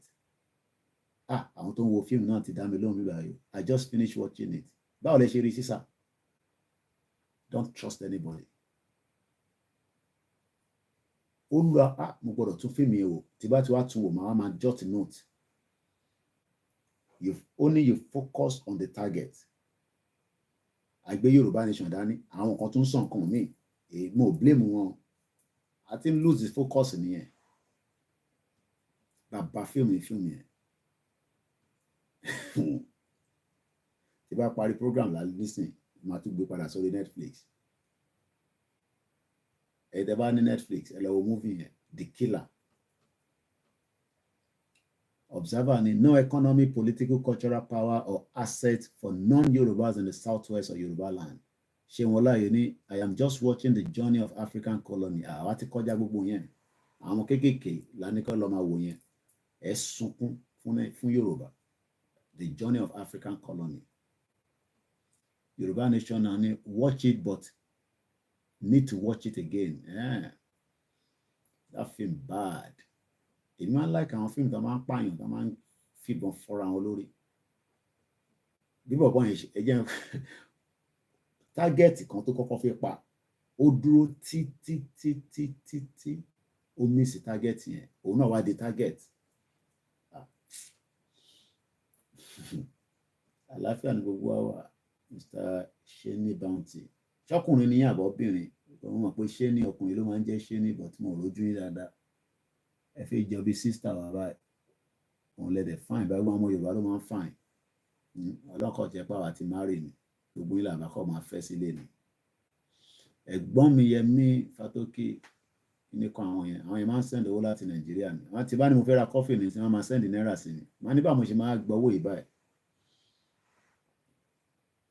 don't spoil it for who hasn't seen it wọ́n ti ní kí n dákẹ́ wọ́n ní kí n má sọ̀rọ̀ mọ́ ẹ lọ wo múvì yẹn ẹ bá ti wá máa sọ̀rọ̀ lórí ẹja kúrò lórí yẹn The Killer ni The Killer ẹ lọ wo ẹni tó bá ní Netflix so ìbéèrè tí mò ń béèrè ni pé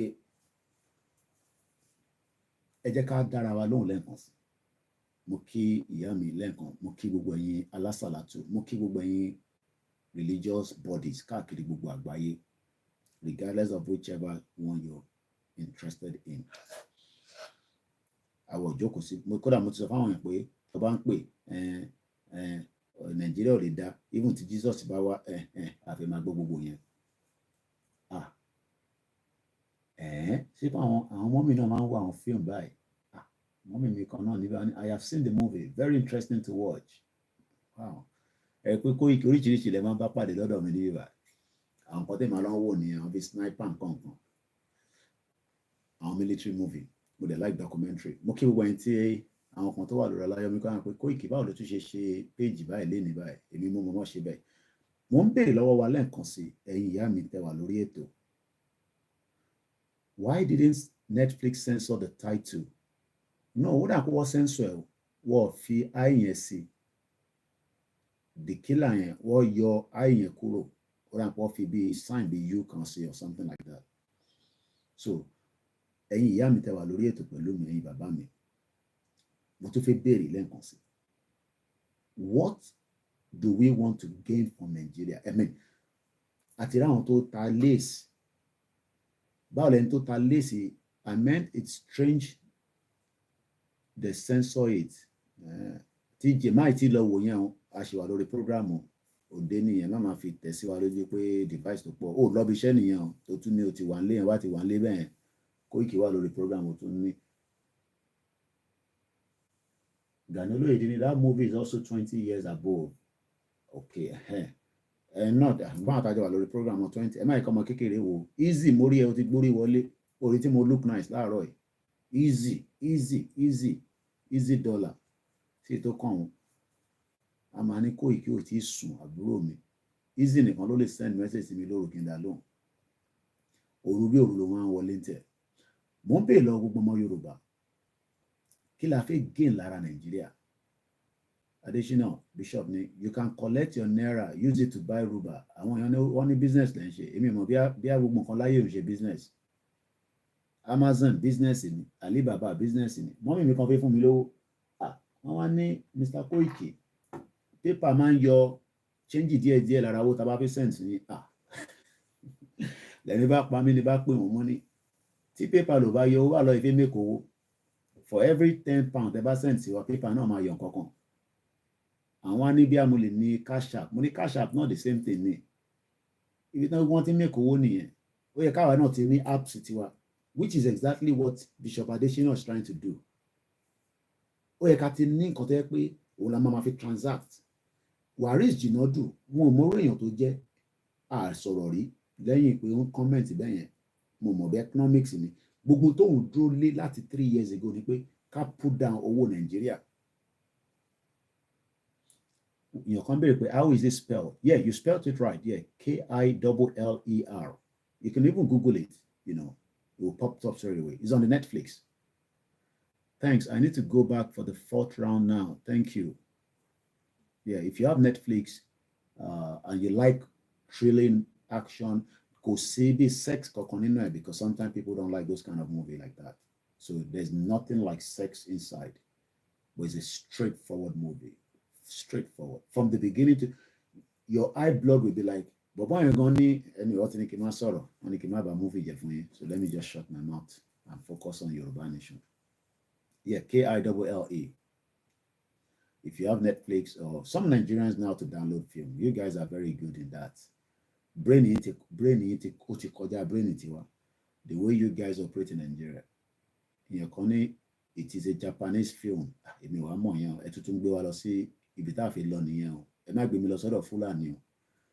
Japanese film, Japanese film. Gani Oloyede, thank you so much. Yoruba movement. One is a Japanese movie. If you shall like it, I'm going to watch it again. Program. Sometimes you just feel don't sleep. Gani Oloyede, nothing to gain in Nigeria than to hope, no hope. Why you want us to see it? Yoruba will be like any student here, mama pamike. Somebody they asked me, why do you want us to see it? Okay, don't see it. Don't see it. You don't have to see it. Is that okay with you? I love social media. Sending owo by TikTok is a waste of owo because they deduct about half of what is sent. Well, that is their platform now. What do you expect? All these platforms, that is how they make their money. For every 10 pounds you send through YouTube, they make money. The only good thing about YouTube is that it gives you that monetization through their own advert and all that. Apart from people donate, take YouTube. Since April, they've removed my monetization. So somebody where they say, okay, Bishop, one download, Google doesn't recognize Ruba. So there's still a lot of work that needs to be done. We are not saying that everything is perfect even with the Ruba, but it is worth giving it a try. Mr. Ramos, Thunder 8. Thank you so much. Anytime they make me, why do you want to go and see it? mo sorry gan èmi rò pé ká jọ sọ̀rọ̀ oríṣiríṣi ká dẹ̀ sọ movie náà ni ẹ̀dẹ̀ tí ní wá ṣé mo máa force yín kẹ́ lọ wò ni ṣé nàìjíríà lẹ wà bí ẹ ti ń wo data yín kọ̀sẹ̀ tó bá ní netflix ò ní béèrè irú béèrè yẹn because I pay £15 or whatever pounds every month for Netflix Bishop Adesina ní Google recognize Yoruba bí àǹkọ́ tó mean is different from what in tọ́sọ Mr. Shegun Farami maybe you want to expatiate on that kí lẹ mean by Google does not recognize Yoruba. So what we are saying is that, come back to the conversation. It's coming up to 5:23 a.m. It is Saturday, Abi. Excuse me. The question I'm asking is, what more? I mean, maybe we've gained something from Nigeria. Let's even put it that way. We have gained something from Nigeria, but what more do we want to gain from Nigeria? I mean, we gain Abiola never became the president. Tinubu is the president. Awolowo was never the president that we would have loved. Is that more than enough? I know you don't want me to mention Obasanjo because there's a lot of, these Obasanjo and Igbo and all that. Mr. Olufemi is up with nothing. Bishop is also saying that the Android app of the Yoruba only for now.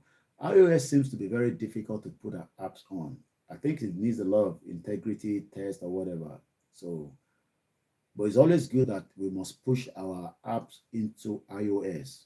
So Bishop, if it doesn't have iOS, you must make sure it goes on it. Because I think the problem we're having with our Yoruba, when it is our own, because of we know that it could become anything. We've seen, things goes bust and people have invested their money in and eventually Bishop could run away. We might not see Bishop again. So people are very skeptical. I mean, it's normal. There's nothing wrong in that. Our pulse is meant to be like that.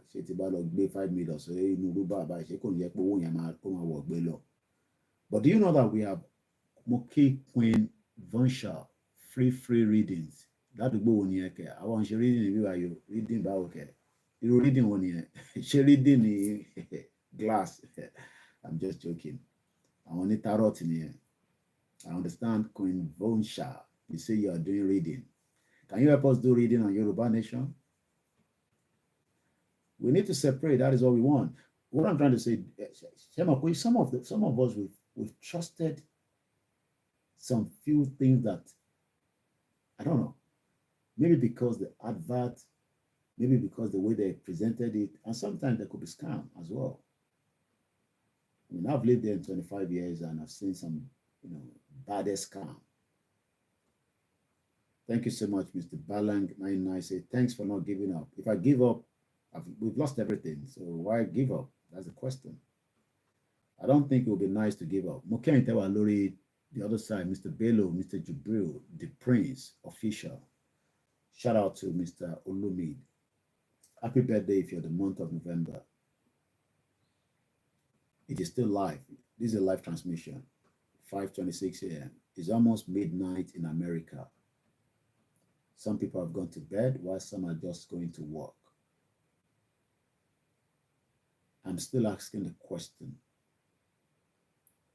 What have you gained from Nigeria? I mean, we've gained one or two things, but what do we want to gain more is the question. Kilafe gain more. And the other topic I use on the backup channel says, Oba King said, I can't trust anything about Yorubas. You must have had a bad experience, and there's nothing wrong in that, not to trust. But I'm sure you trust a lot of Oyinbo, but most of them also are fraudsters and scammers. I'm sure you know what I'm talking about. But I'm not forcing you to trust anything. I don't trust any of the platforms that I'm using from YouTube. I don't know what they're doing with my data. And I'm sure you know what I'm talking about. Nobody knows. Do you know that China owns TikTok? Do you know what they are doing with it? Nobody knows, but we have actually kept our details with them. The European countries are fighting TikTok now. Do you know there's a mobile phone called Hawaii? America doesn't want to give them any more license. There's something that is going on between America and Hawaii because they believe that they will tap information from some of it. And the phone is very Opa Dibaje. Not that I'm advertising for them. I've used it. Why? Why for me is still, I would prefer that than iPhone, but everything in iPhone is well secured. So when some of you say I can't trust anything Yoruba, but you're trusting a phone that you don't even know what they are doing with your details, your data. But I can understand. We've all experienced one thing or the other. So we must start trusting ourselves, regardless of whatever you have experienced. It's important. That is life, you know. Things happen, shit happen. I'm dealing with a case right now that somebody took 9.5 million. Yoruba la méjèèjì o. And I've given that person, some few more days to give me a plan how they want to pay the money back. I'm talking about 9.5 million. On about CSO or whatever they were doing. That's in April. Any other one in London, near outside London. And when I call him, was trying to pretend as if he doesn't know what I'm talking about. I understand because it's a very sensitive situation. Last April. You can't do it, pay the money back. If you have used the money, you're working, that problem 10 years, you first pay the money back. The pounds is quite high. With 9.5 million, that's probably about somewhere about 8,000 pounds or whatever. And to go in now. So that again is a big mistrust, because maybe somebody, that's why I don't say, that's why the time I don't do visa, because I know it could be messy.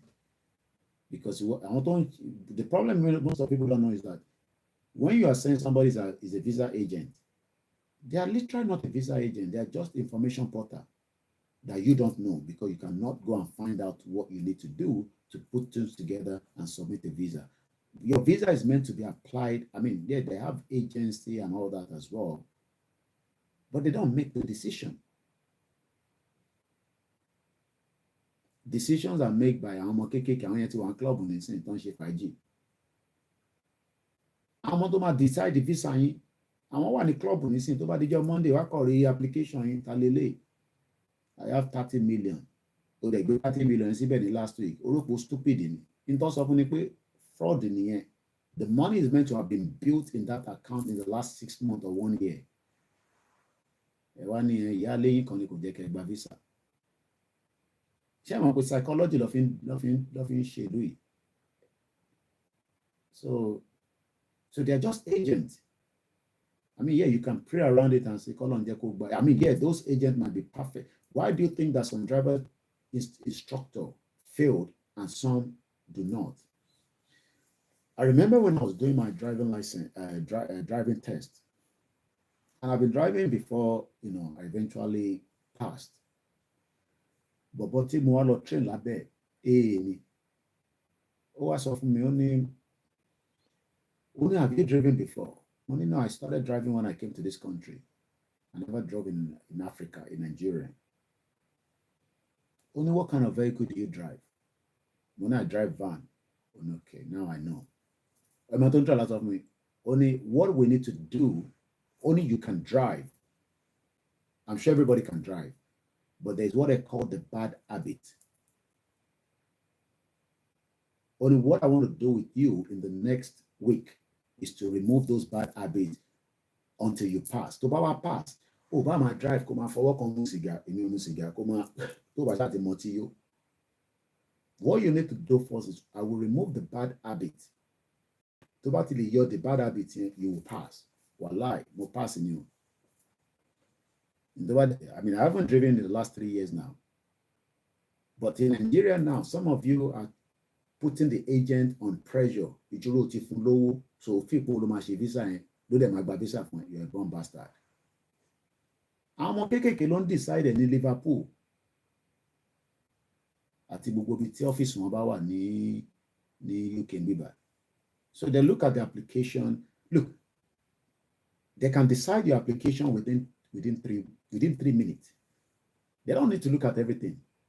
It is called the psychology. 1 month of a war. Okay. You say you are Mr. Alayomi Koiki. Or to the document you say you are Alayomi Koiki. Kí ló dé tó fi Mr. sí?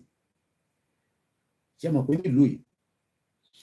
If my name is misspelled in anywhere put information, I must call them and tell them to rectify it, because that means ẹlòmíì mo tún jẹ́ yẹn. Mo kàn já yín sí ni o. So your agents are just there. They are agents, just to guide you. Torí pé ẹ̀yin ò láì idea. And you can pray about it and hope that the visa comes out. But don't think that I will not make a decision. The decision is made by people like me and you. Ọlọ́run lè wà bless ẹ. Àìmọye ẹlòmíì apply lẹ́ẹ̀kan wọ́n fún gbáǹ. Ó dẹ̀ ti jókòó pa sí bíbá. Ẹlòmíì lè apply 3, 4, 5, 7 times wọ́n fún. So, but do you know that the same visa that fight láti fi wọ̀lú yìí, àwọn ọmọ sí tèmi in the 80s ẹnu ọ̀nà ló ti ń gba visa. So the question is, ta ló gain in Nigeria? Maybe irú àwọn ọmọ sí tèmi gain in Nigeria, because at that time the Nigerian passport was very good. Abákan ti dẹ́nu ọ̀nà ní tán á lò fún wọn, welcome to London, ọ wọlé nìyẹn. Wọ́n dẹ̀ ti mọ tó tán lọ sí Liverpool, ra aṣọ, ra this, ra that, lọ sí Marks and Spencer was the top notch níjọ́ náà lọ́hùn. Kò ń ṣe nonsense náà ṣe nísìnyí. Àwọn náà ti ń ṣe rubbish. Tó bá ra aṣọ Marks and Spencer, especially office, àwọn tó ń ṣiṣẹ́ lọ́fíìsì. Somebody was even saying now, bàbá mi kan ní nígbà tí náírà ní tó níyì nìyẹn, kò ń ṣe nísìnyí tí náírà ò níyì mọ́. Owó yẹn ti wọgbẹ́. Wọ́n ní nígbà tí náírà, pronunciation mi nígbà mi, wife mi máa ń correct mi, wọ́n ní mo pronounce it dáadáa. Nígbà tí náírà tó níyì. So I'm asking the question now is, ṣé àwọn tó gbádùn ní 80s yẹn nísìn, ẹ mọ̀ pé nínú wọn ṣì ń sọ fún yín pé Nàìjíríà máa better. We are looking for good leaders. Ẹ̀gbọ́n ẹ̀ ti sá lọ nísìn. Mo ní kó sọ age wọn wà lè sá lọ. I'm sure he lives in UK. Ẹ̀yin tẹ́ ń gbé ní UK, ẹ careful gan. Ẹ̀yin wà níbi tí comfortable to some extent. Ẹni ní pé we are looking for good leaders ní Nàìjíríà. Níbo lẹ ti fẹ́ rí? Maybe that was when the Nigerian passport was good, because owó yìí níyì. Ó níyì pẹ̀lú ilé. Ó dẹ̀ níyì pẹ̀lú owó ìyá Charlie. Ẹ má bínú ìtẹ́ wà lórí TikTok, èmi mo ṣe background yẹn bẹ́ẹ̀. Nígbà tó owó yẹn níyì, tó níyì lélẹ̀. Owó yóò níyì mọ́ nísìn. So Tinubu fẹ́ make sure ó níyì for the next 4 years. Tóun bá wá ṣe tán, Fúlàní kan tó wá gbé, ṣe rò pé Cardoso ló máa wà níbẹ̀, wọn ní yọ. Cardoso can never be the central bank governor for the next 16 years. And for us to have that kind of stability, Biaru Cardoso yẹn láti wà níbẹ̀ for the next, even Emefiele was a very good guy. It's just that Fúlàní tọwọ́ bọ brain orí ẹ̀ bí wọ́n ṣe tọwọ́ bọ brain ní Ọ̀ṣínbàjò. Bàbá mi Ọláwí ló sọ pé Naira was acceptable anywhere in the world. Wọ́n lè àṣẹ kí láwọn ọmọ mi fi sábẹ́ abẹ́mi ní bí àwọn pé kankan gún mi lẹ́sẹ̀ àti nǹkan. Nígbà yẹn wọ́n ní èmi ò tí dé London bá yàn 1998 lèmi dé lu. Wọ́n ní tó bá dé London Victoria wà á rí exchange rate ọmọ àkọ́ náírà. Lọ síbẹ̀ nísìnyí kó lọ wò bí wà á rí náírà lórí board from bastard ẹ̀tẹ́ ìdá kankan. A máa sọ̀rọ̀ ẹ máa bá wa gé ní bíbá. Eunice àwọn ti Biafra, Eunice Uchechi, máa ń lẹ̀pà sí ìràbí ṣúgà ni. How's Canada? Don't worry, when I come Canada, I go chop for your house. We'll cook ogbono. And your husband will go sit down, we'll go talk. After that, maybe Nigeria will don't break self. The pen robbers finish Nigeria. Òyìnbó ńlá nìyẹn. Some of you don't know the meaning of that. Pen robbers. Where's my pen? The most, àwọn tó kò ń ṣe gbogbo yín o. Torí máa lọ máa ní Kóìkì kí ló wá dé báyìí tó wá ń sọ bẹ́ẹ̀. Àwọn tó jalè jù ní Nàìjíríà, àwọn tó ń ṣiṣẹ́ ní civil service. They are born bastard. Mọ̀mísí mi jẹ́ kó yé mi pé a contractor is no longer a contractor because the civil servant have become contractor. Am I right or wrong? Am I right or wrong? Ṣé mo parọ́? I'm talking about generally now. I'm not specifying on Yoruba. It doesn't matter whether they are in Southeast, Middle Belt, Southeast, Southwest, South, Northeast, FCT. Every single one of them have now become their own contractor as well. And it wasn't like that before. What it used to be, from what I was told, is that the civil service You will go there, a lot bid, though nígbà yẹn náà èèyàn máa fún wọn ní kankan. But now the civil service are now the main contractor. So we have a lot of contractor outside looking for the bidding. But the bidding is no longer coming outside because the Lori Buruku civil servants have taken control of it. And that is why they were, oh yeah, definitely. I'll be definitely coming to visit you. Thank you so much. And let me greet my Prime Minister, Simon Ekpa, Airborne, Woto Woto. So today, rather than having the civil service that will be there, be paid, because how did we get to where there's a particular name they call when you are trying to get a contract from the state government and the federal. What's the name called? You put the bidding in, you do that. The same thing they're doing in UK as well. You submit your bidding, they will now decide who to give. But again, people go behind the door and then, Africa. What a continent. So I'm still asking, what do we want to gain? Do we have anything to lose? I'm sure we have more to gain than what to lose. Do we have anything to lose?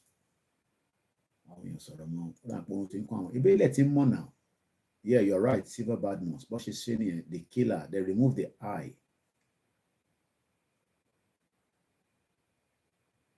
Okay, Silver Badmos, I love this your yet. Oh, yeah, I shouldn't be wearing it in the house. It's for so that when I'm outside in the dark, the reflection, they can see me.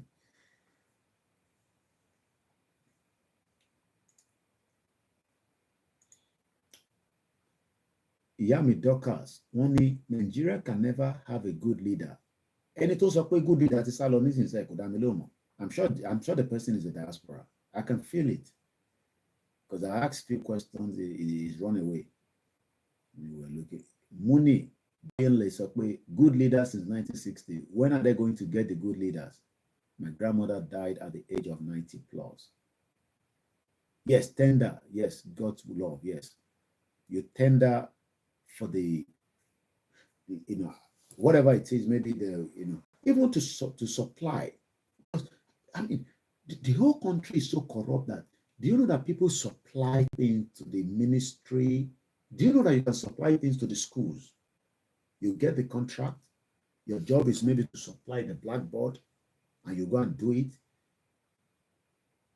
I was watching one of the clip from the minister of the new minister of Works and Roads, and I can't remember what she saw, but he was actually saying that the way they are throw money into the project, they are giving money that cannot even do the exact project. So it's like they are wasting money.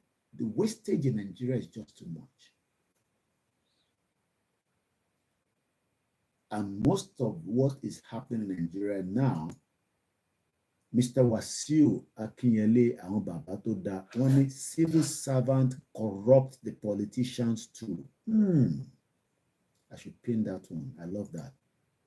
And many people agree with him. That didn't come with me. That no, I called him. Sometimes I just people send a message and I just out of the blue I said, let me call them back. So I spoke to one of my our daddy. If they were chatting about you, any daddy wa the labor Nigeria. So AY Sport, I cite you. Mr. Koiki, as a dealer, I sold cars to one local government, one car of 1 million, and my own receipt at type one making 2 receipts with 3 million. I'm scared of what to eat from it. There's a lot of businesses that can be done, within the government parastatal, but they've kept it to themselves. It's no longer coming out to the public, and the public are still telling you they're looking for good leaders. One bastard, So I'm going to come back to what I wanted to say. regarding the civil servant again. I called this my daddy, he's older than me, you can tell at least about the picture on you. So I called him. I was actually eating, and he was saying that because so many factors, the answers, they're still scared, poverty, what that if you really want if you go share, what if you go Nigeria or India, what if you water. Look, there's a lot of spiritual things that they've done in Nigeria. What the pastor should be praying for now is to unleash that evil, but rather the pastor are praying another way, prayer, and the same thing with Imam. And all our relationships, some of them are so corrupt. So I'm not going to touch on that area now. But what I'm saying is that what make me laugh is that daddy wa ní àwọn ní mọ́tò kan wọ́n lè máa gbọ́ mi báyìí nísìnyí bí wọ́n maybe tílẹ̀ bá mọ́ tó bá ń gbọ́ replay wọ́n ní Kóìkì mo ní jeep kan bí a V6 ní àbí V8 ní engine ẹ̀ wọ́n nígbà táwọn ti gbé jáde bí ẹ̀mẹ́ta tó takú sọ́nà wọ́n ní kò sí nǹkan kan tó ṣe o epo ni wọ́n náà ya páàkì sílé mo ní dáàdì kílẹ̀ yìí náà ń gbé mọ́tò yẹn káàkiri fún ẹ̀kọ́ jẹ́ káwọn ọmọ àdúgbò máa bún yín pé ẹ jẹ́ bàbá yìí lọ ta mọ́tò yìí dànù ìdarí kò yí dì torí ọmọ bá yín ti délé ni àbí kọ́ lọ rẹ pò sí. Can you imagine that? A Yoruba, I'm sure that man must have had a lot of money, but he can't afford, because he was talking about their family, their daughter, that schools here in UK, the man seems to even know the landmark of London and England, talking about Masters, Birmingham, and that. So you can imagine. Are you one of those as well? Maybe you are still moving your own car. One day that car will not be able to be moved because the price is going up. Not that the price shouldn't go up, but the question is, if you're making money back, look, we live here now. It's like me to be complaining that, I'm bread it money back up. Imagine I go to the store where they make those bread and I say, £3.40. I can't buy it too. Can you sell it for £3? But as long as I am making money, I should be able to buy the bread. So what is happening is, you are not making the money that you used to make some 10, 20 years ago. The money continues to reduce. Many of you are not making that money anymore. Yes or no? Because something is taking the money, and it is called inflation. Is the worst case scenario. Nigeria is running on double digit. Imagine increase the price of petrol threefold without a corresponding increase in income. I think I saw that on Twitter or something. From somewhere to somewhere is 700 naira. From CMS to TBS. What calculated? Okay, I think it's a video. Lawyer, a lot of people are doing content in Nigeria, so there's too many of them. So one is speaking, there's another lawyer at the back. Only 700, go.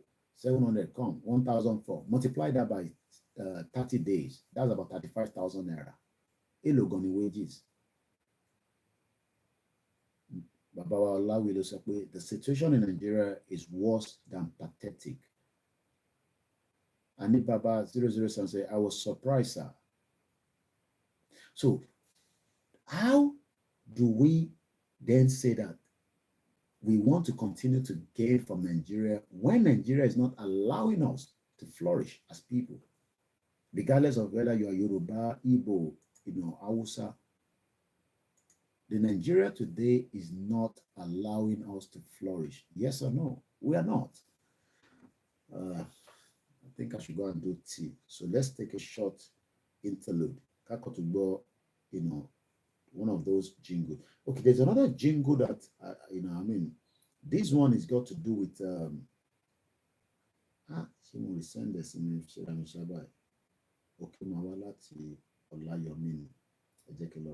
one of our mothers, local and the title of the book is something suicidal. Please, I know a lot of you are going through depression. I beg you, please don't commit suicide.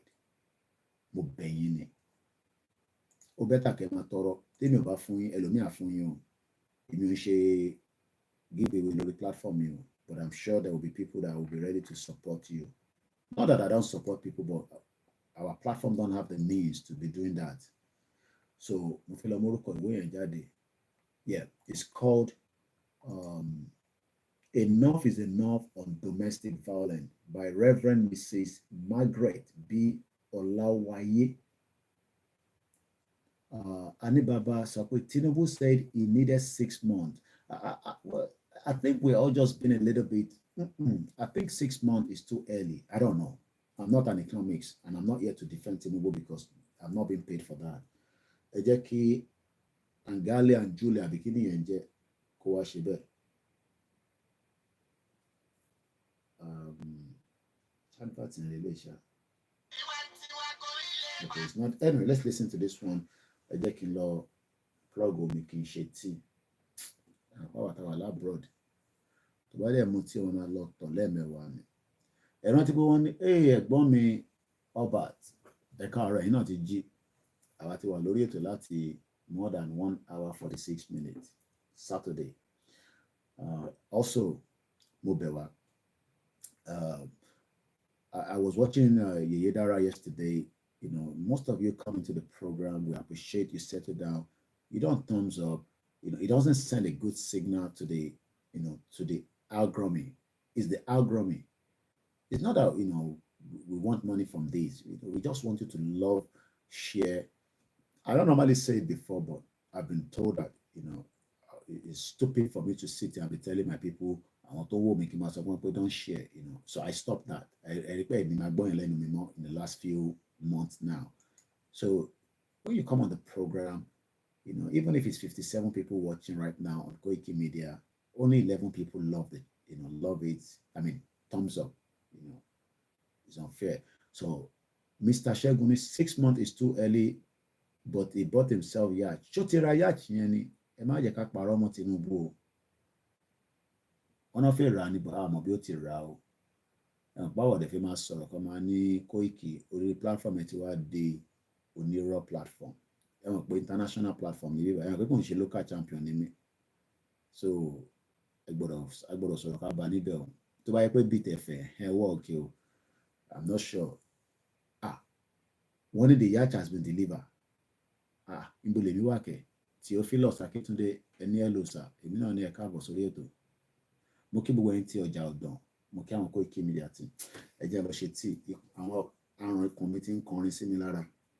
Ṣé ká play lè ká lọ ṣe kí n lọ ṣe tí mo ń bọ̀. Mo fẹ́ play jingle mọ́mì wa yẹn bó dà pé ó wà lórí fóònù mi so bí àyẹ̀ máa díjọ́ mi. Wọ́n ní kò tí ì gba yacht yẹn náà ẹ má yẹ ká san tá àti èrè o. Ṣẹ́yìn ti rí yacht yẹn ní dáàdì wa àbí? Wọ́n ní the chief of naval staff confirm having taken delivery of the yacht. Màá láti wá wò yẹn lórí Google nísìn. Ẹnu ìmọ̀ padà bọ̀ ẹ má bínú.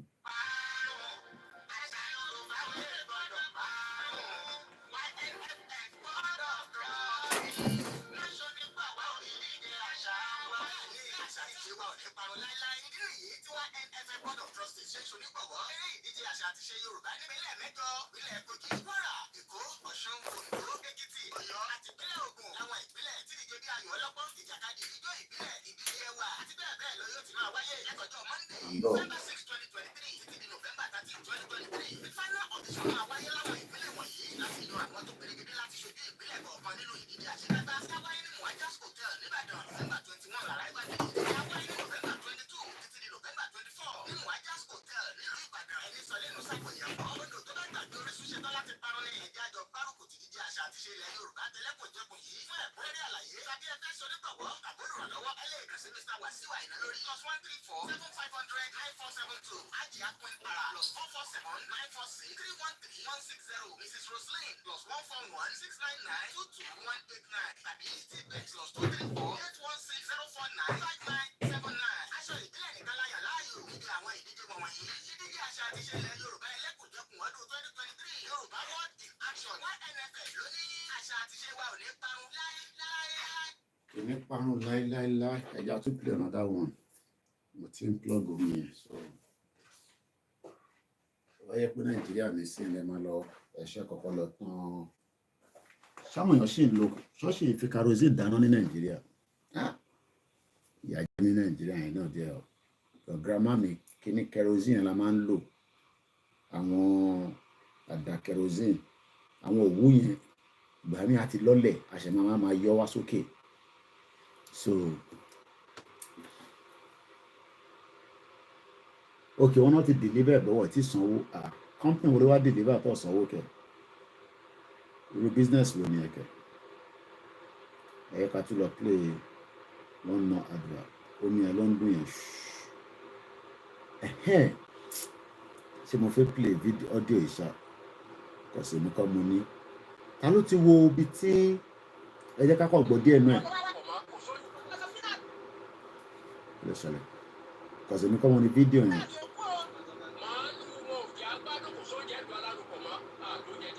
wọ́n dáwọn òun jẹjẹ mọ́ ní ìlú arálòpọ̀ àbí somewhere like that èmi kọ́ mo ní fídíò yẹn mo rẹ̀ fẹ́ lọ lo fídíò ní fídíò so ṣe é ká play advert ti tọ̀dọ̀ tiwa. àwọn àgbẹ̀kọ̀yà society of Nigeria ẹ ṣáà mọ àwọn àgbẹ̀kọ̀yà tó máa ń tẹ̀lé wa káàkiri wọ́n ní kerosene is now 1,200 per litre 1,200 kẹ̀ kí ló dé tó ṣe wọ́n tó yẹn èlò ni diesel nísìn mo kí Mr. Bámidélé Aliu Bishop Adesina ní House of Representatives council the budget or council ẹ̀ bẹ́ẹ̀ ni anything is possible in Nigeria anyway presidency is the law not even legislature or judiciary èlò ni diesel ní Nigeria nísìn a lo kerosene yẹn bíi lọ́dọ̀ alájà àwọn kí ló máa ń pè kíní yẹn gangan kò ń ṣe kerosene mo fẹ́ sọ kíní tó máa fi ń dáná yẹn gangan tó máa ń lo kerosene ìyẹn ni mo ń try láti rántí omi yẹn ti hó ẹ jẹ́ play advert kan sí kí tó lọ omi yẹn ti hó mò ń bọ̀ kí lórúkọ kíní tó máa ń pè tó máa ń fi gbóúnjẹ sí gangan àwọn arọ kerosene a máa fi òwú sí wọn bá grandma mi jà ní wọn ní kí n lọ yọ àwọn òwú yẹn ti lọ sílẹ̀ àwọn máa fihàn lójú àwọn lo gas nígbà yẹn I'm talking about 1995 bí wọ́n gbà tí mo wá kúrò lọ́dọ̀ wọn bí wọ́n wá padà wá lo gas I don't know stove àti lantern stove ẹ mọ̀ pé business gidi ni business yẹn but ṣé wọn pé gbogbo stove yẹn importation náà ni a lọ kó stove wa ṣé wọn pé stove yẹn tó bá jẹ́ pé àjàkúta ó ṣiṣẹ́ lára nǹkan tó yẹ kó máa ṣe nìyẹn mo ń bọ̀ jẹ́ lọ ṣe kí ni mo fẹ́ ṣe àti play ilé lẹ́ẹ̀kan ẹja play ti ilé December 2nd stove àti lantern a máa lọ import yẹn wá àtùpà bẹ́ẹ̀ ni kò sí ilé kọ̀ọ̀kan tó ní ṣọ́ọ̀ṣì máa ń ta mosquito coil kìíní ẹ̀dẹ̀ ó wà dangerous náà mosquito coil.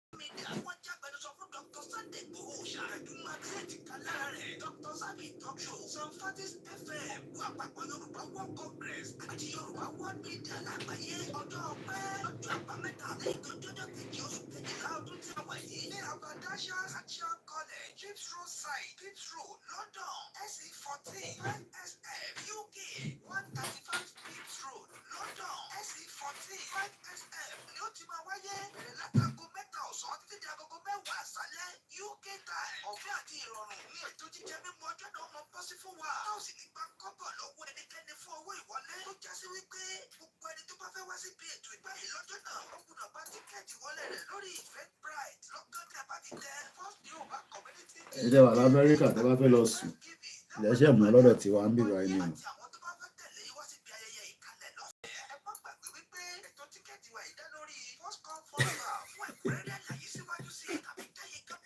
Ever video, you're calling God have mercy. Koiki didn't remember stove again. Abroad is good though. 3 years. Ìmọ̀ àti grandma mi. Èmi máa ń dákà jẹ ni. Táwa ní kí n lọ ṣe stove yẹn, màá ní ẹ jẹ́ kí n bá yín lọ pé bọ́sẹ̀ wà lókè. Èmi ń jáde lọ nìyẹn. Èmi lọ jẹun níta. Wọ́n ní ìyá ẹ̀ ti fowó ránṣẹ́. Owó yẹn máa tó tàn. Mo ní ẹ jẹ́ kù sí náná. Láti dọ́dọ̀ phase 2 alámàlà. Ẹ ta àmàlà fún mi jàre. Ìwájà àmàlà tán àti lọ jẹ toast bread. Àṣewó kìíní yẹn toast bread yẹn ó máa ń gùn mí jọ̀ìn. Ọlọ́run lè lo mọ tó máa ń fi sí àwọn ọbẹ̀ yẹn ní Nàìjíríà. Ọbẹ̀ yẹn máa ń dùn àkókò mọ tó ń fi sí. Oríṣiríṣi náà dẹ̀ láti gbọ́. Wọ́n náà fọ̀dí sínú ṣe kìíní kan. Tó bá tó wá lọ sí marina, àwọn ráìsì burúkú kan wà lọ́nà marina yẹn. Èmi máa gbéra láti inú phase 2 máa lọ jẹ ráìsì ní marina. Ṣáwọn workers ẹ̀ ṣì ń jẹun níta ṣá. Mo rí àwọn káì tó lọ ń disturb àwọn ìyá tó ń tajà. Eunice, they laugh. Me I dey chop anything o. You know, and there be some people wey dey put ẹja yọyọ. Ẹja yẹn wọ́n máa wọ̀nyàn lójú. So the moment wey I don finish money, then you know it used to be Western Union. Nigeria gba Western Union mọ́. Ẹ̀yin yahoo ẹ̀yin boys. Àwọn boys. Ẹ ti lò pa. Ìyẹn kan ní mo rántí stove. Ṣé mi lo stove ní bíbá? Do you know that they came to service my gas and the boiler simultaneously? I posted the video of the boiler anyway, technician.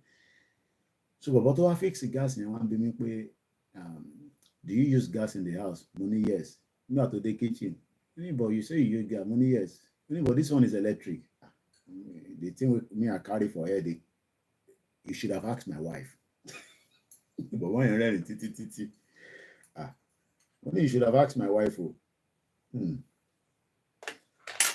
Why were London go down over him? You call for many copy Latin America. So I'm still asking the question. Ilé-iṣẹ́ money àti wà lágo mẹ́fà, èyí tí wà lágo méje. Kò ń ṣe fault wa now. Ṣé wọn láòyè bẹ́ẹ̀ ni. I don't use stove now. Àfihàn lójú. Àwọn NEPA. Tell them inside phase 2 we get the NEPA office. So I can switch it off. Put everybody in darkness. And grandma me like that to power. Especially the mosquito coil. All those green stuff. And I'm told it's very poisonous, but a lot of us have used it. It was when I got to UK, I was told that it's not good at all. You know, what joy. So what we normally do is I'm not facing àbọ̀ ayé ó tún dáhùn pléètì kan tó máa ń lò tó bá lọ jẹun àwọn àmàlà yẹn kò dàbí pangolo kò dàbí pan ó máa ń funfun báyìí you know they are not authentic metal you can tell òun ló máa ń sábà lo àwọn búkà yẹn very cheap one stainless. You don't suffer for that country.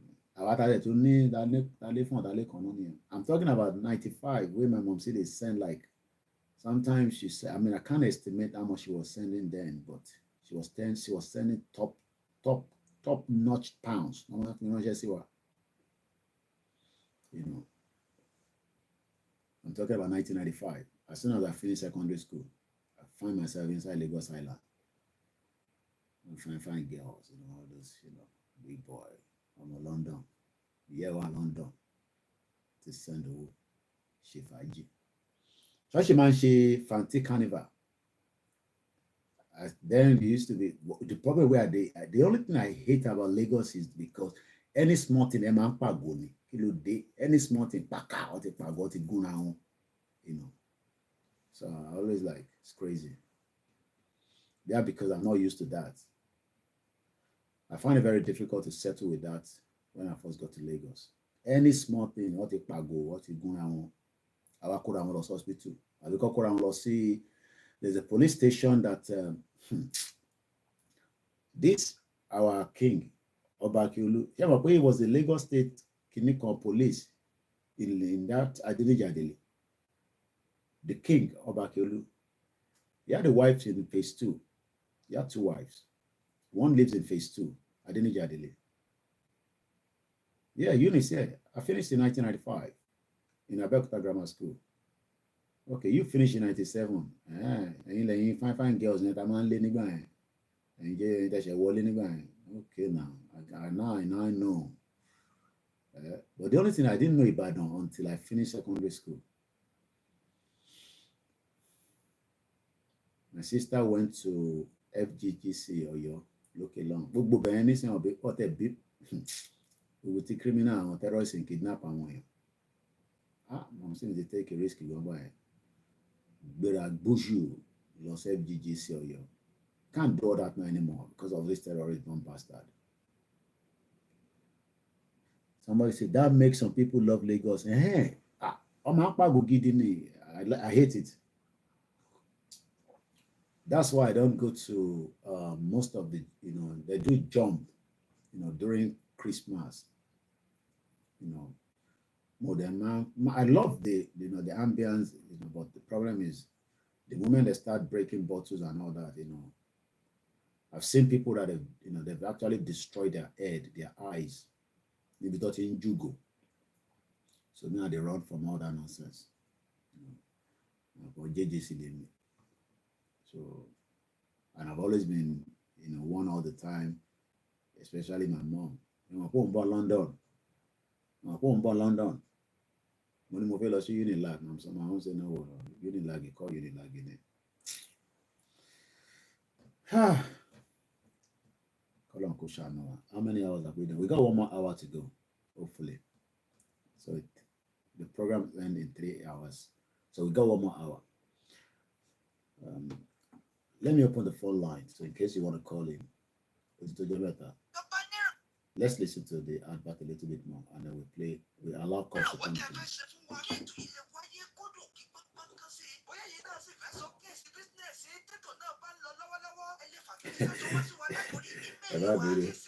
Yeah, because you run away. I don't go run away. I cover for him for cover for more. But this time around, anything won't happen. Then maybe we're there for now. And when they play football is another problem. Lagos Island, they just like fight. Any small thing, fight. I've seen people who also, kí ló dé tó ṣe so ṣọlọ́ọ̀dá lè so nǹkan tó mọ̀ pàkà ìjà ti bẹ̀rẹ̀ kí ló dé, and any small thing wọ́n gba betting kí ló dálẹ̀ lọ. Wàhálà tẹ̀ ń sọ kankan fún mi lánàá pé some people want something experts 45 million, and they didn't pay them out. They said there was a mistake. I don't know. What is going on in Imo State? Prophet Emmanuel Obi, you want to pray for Imo State election? I know. Okay, let me ask. I'm a bit lost. She Hope Uzodinma, is he recontesting again, or is he complete his tenure and there's a new person? Crown Council said we shall survive. Yeah, we are gonna survive. In Lagos, nowhere is peace. Okay. Mr. Kolawole, that dear Kabo, Germany. I want to allow to that 2 hours. Eunice. Àwọn babes tó máa ń wọlé nígbà táwa ti wà ní sẹ́ẹ̀tì ìkànnì yẹn, àwọn ti 1997. Àwa ni senior yín o, Eunice will be your senior, will be your senior. So no rest, no peace for Lagos. Then I love traveling from Lagos to Surulere. It's 2 different locations entirely. When you go to Surulere, it seems like everything is calm. What about big boys? Before everybody come, they move go Ikoyi. Now they go to Banana Island. Now they're going into the river. Everybody just they push Banana Island. One buy house now they say 450 billion. Can they come million? People are struggling, man. Even people that has good business in Nigeria. The criminal Pozima is contesting. Okay, that is why it's killing a lot of people. Anyway, if you are in Imo State, Biafra say sit at home. Sit at home. Don't let Opus Odima go kill you. Is Tinubu back in Nigeria or is he still in Saudi Arabia? It's Tinubu today. What of we we passed out in 1984. Ah, dádì lẹ́yìn now 1984 bíi ti báwo ẹ̀yin àti Buhari lẹ́jọ́ lọ sí school ẹ̀wọ̀n kígbà tí Buhari gboyè tó overthrow Nàìjíríà nìyẹn. I think Buhari overthrown in 1983 or 84. Ẹ̀yin senior wa nìyẹn, ẹ̀yin senior said. Prophet Emmanuel, he has not one project to mention after 4 years. Because he's supporting, terrorists now, Fulani man. You know, Seun Okinbaloye interviewed Opus Odema. He asked about Nnamdi Kanu. The guy just go around. I do one project. And I'm thinking, and I didn't even realize that. My wife had it as well. Say, are you the one against Nnamdi Kanu not being released? That is the question. He said, we are doing the road, we are doing a project, we are doing that. Yeah. Shout out to those of you that finished in 1984. School, Shabel, Abi Baptist, Abi Bolelo. Then I'm okay. I see, Mr. Koike, have you been to Ajegmule in Yoruba? Tí bá sọ pé mo débẹ̀ lọ ni mo pa ọ́. Nǹkan máa ń gbọ́ Ajégúnlẹ̀ yẹn ni. Ajégúnlẹ̀ ni mo wá kiri mẹ́. Ajégúnlẹ̀ kẹ̀. Me from Lagos Island, mainland, come back. Or Ikeja, where my cousin stays. Look. Then it just, do we still have the Lapakine Tropicana or Lapakine something? Nigeria. So those 3 areas I go, I don't go anywhere. I avoid Mushi. It's too rowdy. Mushike. Somebody wants to interview me from Mushi. I'm told that somebody wants to interview us from one of the radio or something in Mushi. And you send audio. I hope you are not working for Tinubu. I want to interview Koike Media. I mean, I do grant interview. I don't have a problem with that. That is the job that we do. Ajégúnlẹ̀ kí ni mo wá kiri. Ṣé ìjọra bá díẹ̀ ẹ̀kọ́ làwọn ọmọ aláìní máa ti ń ta gbogbo pẹ́pẹ́ yẹn? Ó dà kí mo débẹ̀ yẹn rí. There was a time that I felt this suya spice. Mojamosa bẹ́ẹ̀ ni Mojamosa la fi mọ kíkanjú.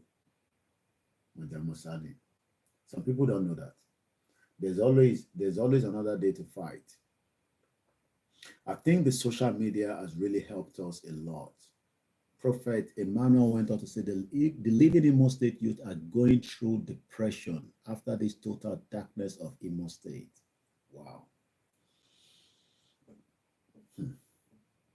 Election is not a problem to Nigeria. We end this program at 6:30. I think I'm feeling a little bit tired. So we have 20 more minutes. I can't take it to 7 o'clock. So stay with us for another 20 minutes. We'll end the program together so that everybody can go and sleep, especially those in the North America, Canada, people for Russia. I never see Abdullah. Abdullah is Shisha until United Arab Emirates.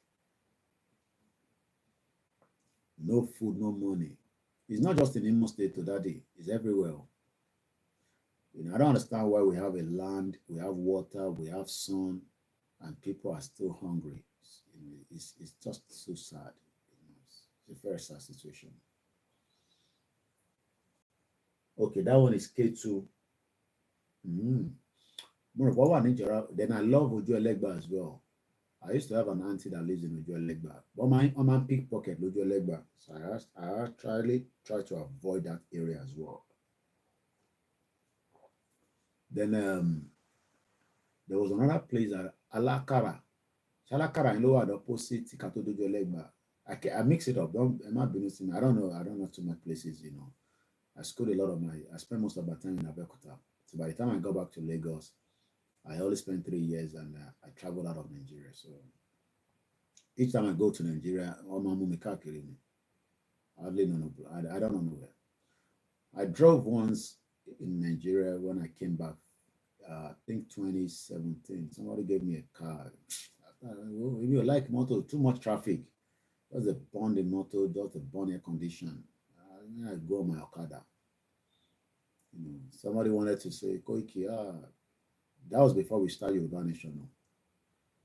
Can't take that risk anymore now. My face is too popular now for me to take that risk. So I drove myself a few times. I entered one chance in Ojo Elegba in 2006. It was near-death experience. Did you hear that? That's Uniso in 2006. Me, I don't leave Nigeria. I've left Nigeria then. Me too, I don't stay long for this UK. Mr. Derem, good morning to you, Sue, as well. Welcome to the program. Okay, we have a call coming through. Mosquito coil almost got a house burn last week. Again, the woman put it through the window. And what? That's dangerous. So let's hear from Bishop Addition a little bit before we end the program. Hello, Bishop. Hello, good morning, Koji. You're welcome, sir. Good morning, sir. Kushe. How are you, sir? God bless you. Amen. Mo fẹ́ báwo èèyàn wa sọ̀rọ̀ díẹ̀ ni, but short ní ìrìn àjò yìí self-determination movement. We, or let me just put it that we running things, or in life, there are three sets of people. The people that make things happen, the people that watch things happen, and the people that don't know things happen. The people that don't know things happen, those ones, they are out of the way. They don't even know what is happening. They're ignorant of what is happening. The people that watch things happen, they have idea of what is happening, but they stand on the fence. They get come and say, look, nobody taking it. Then we have the third set, the people that make things happen, the people that actually executing things. Now, we have these numbers of Yoruba people on that middle class, people that watch things happen. They stay at the fence watching things playing. And when you see people commenting like that, you can detect by the kind of statement or question they are making. The kind of statement or question they are making. Number one, if a man feels that, okay, Yoruba, you don't understand Yoruba, why can't you go and find out? Call Professor Banji Akitoye and find out. Okay. Many programs that we have done, Baba himself is the one that came out and introduced it and talked about it. Okay. And called me out. That time when we are even ready, and Banji ready, then this shows a lot of our people are myopic. They don't know the gravity of what they are asking for. Okay, let me come in there. Is it because we are also not educating them on what we are talking about? It's not because we are not educating. Because let me rephrase it this way again. Okay. In a society like where we are, because what we are trying to do, we're trying to raise the bar. We should not assume that people know anything. That is the reason why we are doing what we are doing continuously. It is a pain. Sometimes we sit here 3, 4, 8 hours. But what I'm trying to say is that if we look at a society where something will be implemented, even if it's just a small change to implement something, I'm talking about in UK now, we will be given enough different reason why that thing is meant to be. And I'm going to take you back to one particular London borough of Haringey.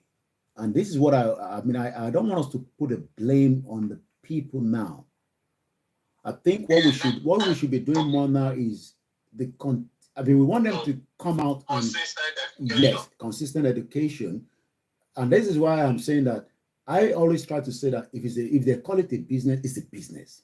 That's number one. Yes. Because what people want to know is the truth of what is behind it. And as long as people understand that, oh yes, like I said earlier, somebody wants to send me $50 from US and they're already complaining that PayPal is going to remove money, even if they're removing £3. And I have to explain to the person that, look, if you still go through this another route called Cash App will still remove money. So let's say now that somebody wants to send money through Ruba, they must also understand that Ruba will charge them. We shouldn't give them the impression that it's going to be free, because that way they might start asking questions. And I'll let you continue. Go ahead. Yeah. Okay. In all adverts or presentations that we have made, there was no particular time we've told people that it's free. But what I want to, the scenario I want to let people to understand, the people are responding. The people are responding. Yoruba people are responding. Even people that are not Yoruba, Igbos, many other ethnic groups all around, and white people, they are responding because they know the importance of this thing. But the few Yoruba that you see that are talking, the myopic one that made such a comment, the question I'm asking them is, the country where you are, the banks that is working there, is it not a private business? Is it a government that owns those banks? No, it's not. It's a private business. So why do you hear that there is a bank and you feel, because they say it's Yoruba person, you feel are we running a socialism government? Are we already in our country? The Yoruba has the resources that is extracting, that want to be invested freely. Don't you know it is some group of people that invested into that thing, and it's a business. And let me add this. Let me add this. Yeah. And the Yoruba self-determination leadership. And let me add this to it as well. There's all kind of different bank accounts in this country. Currently, right now, my business account is not with any of these high street banks because I don't trust them anymore. Not the Barclays, not the HSBC, not the Lloyds, the NatWest that we've known. I am now banking with Tide. I don't know where they are. As far as I'm concerned, I pay at least monthly up to £20 service charge for running that business account. But I am satisfied with the services I'm getting as against going to the high street. So I think you got to start understanding that we are moving away from a contraction country called Nigeria, and we're gonna do different things. But right now we don't have the country yet. So what we are doing right now is we are preparing our mind, because look, if we have Yoruba country now, I might decide to have a kind of my own mobile network. There's nothing wrong in that.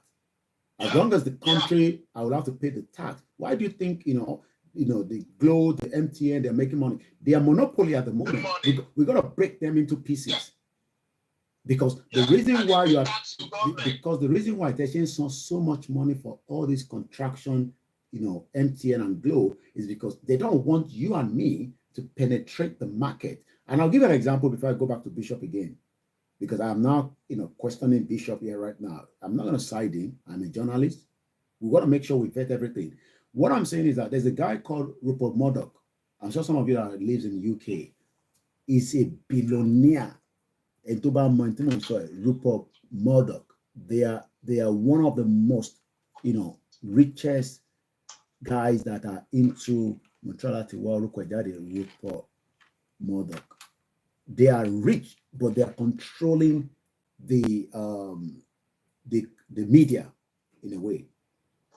And what the British government did was they break them into pieces so that they don't have the highest shareholder to control the narratives all on the sky. So, and today, Sky, they are not just, I mean, in my house, I have Sky. They are not just running a Sky TV like the DSTV. They also have, what they call the mobile network. You can buy a mobile phone from them as well. You can buy insurance from them. You can buy many services from them.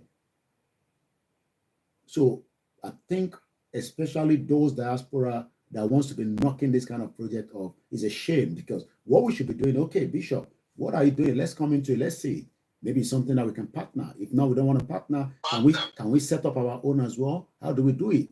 Yeah. But rather than sit back and then trying to knock something off because you are not familiar with it, but some of you are investing your money in some of the places that you cannot even say in the near future you'll get something out of it.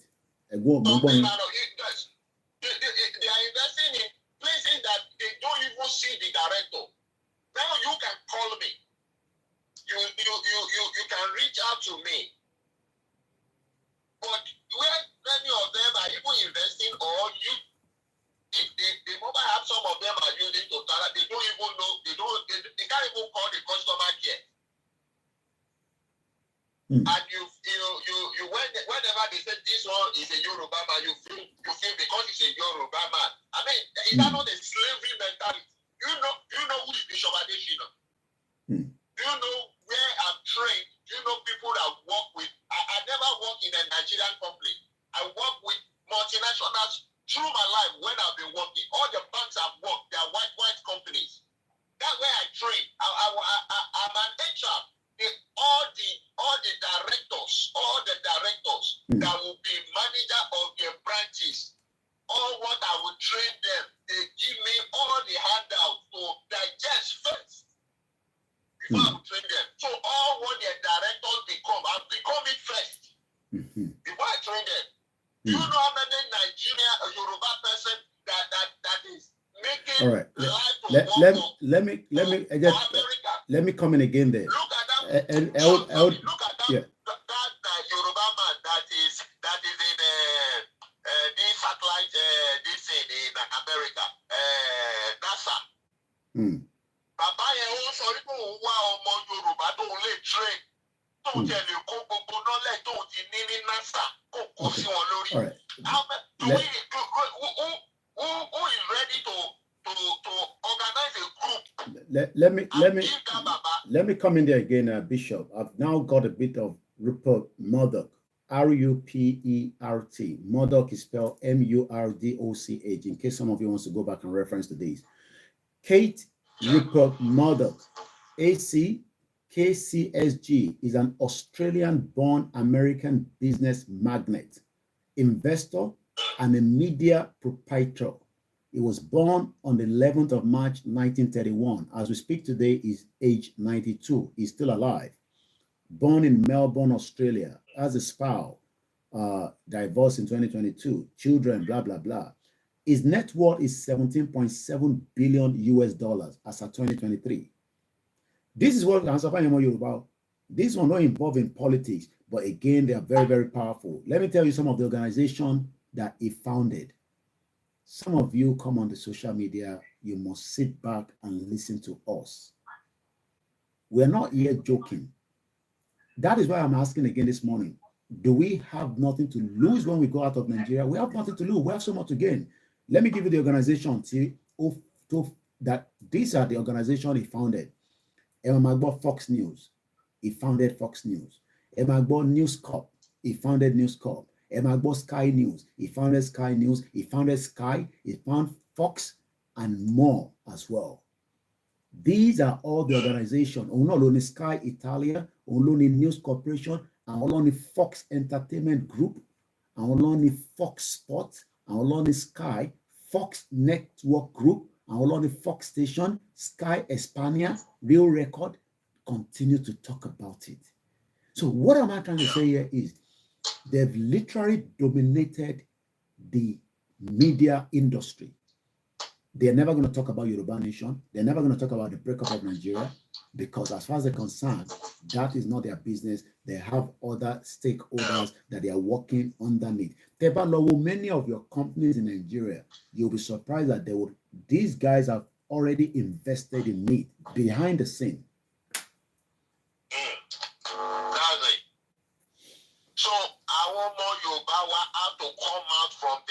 home, their slavery and their bondage mindset. Some of Emi àti Yagboya ju sọ̀rọ̀ recently. Also for me, why some of the Yoruba youths are bound, even though they are in diaspora, they have exposure, they are bound in their mind. A lot of them, some of them came from home that they were not treated well. Maybe their father has many wives or something like that. It's not all that behave like that. But hatred, tí wọ́n ti fi marginalize wọn láti inú ilé wọn. Kìíní yẹn ṣe wà nínú ìwà wọn, even outside that they are exposed. All their attitude, it shows that kind of to throw things down, to write up things down in order to Ilara, or how to put it. Yoruba have to come out of that box. Now, when we started, it was just 2 banks. RPE, our own bank, and Ruba Cash, that is the one Yagboya Ju and Baba Joseph's control. Now we are 8 banks. People are 8 banks, and they are all Yoruba people. All around the world, 8 banks. We are running Ruba.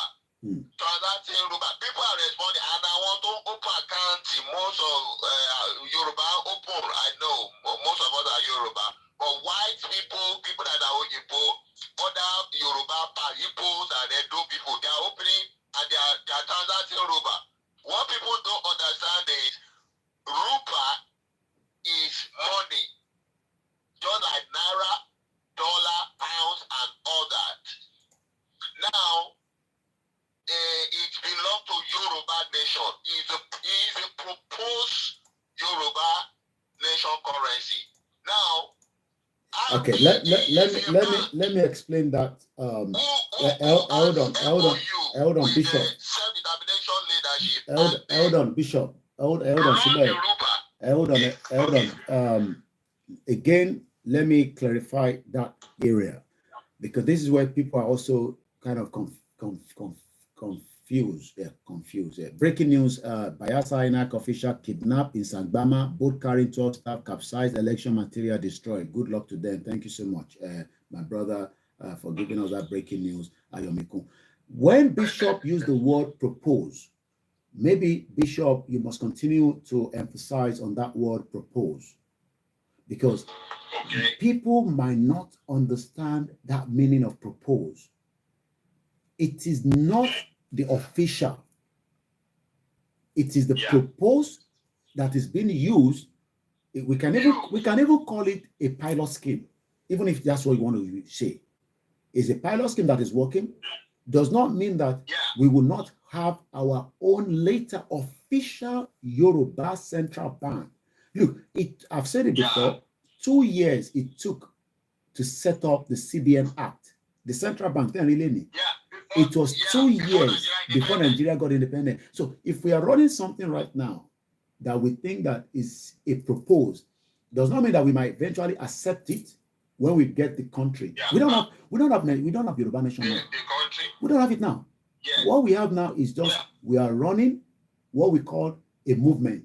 And in a movement, you can run so many things underneath as long as it is legal. We are not running an armed ammunition here. What we are saying is that what Bishop is proposing, we had a similar proposal with the constitution as well. And I think, Bishop, you might have to write something, in this template that we need to put on our website, and I can direct people there. There is a proposed constitution that was put together by website www.koikimedia.com. It was a proposed constitution. Does not mean that we are going to accept it, but people came together. These are legal lawyers. I mean, I'm going to bring that information up now. They put it together and we read it then. We talked about it. And at the end of the day, it is still a proposed.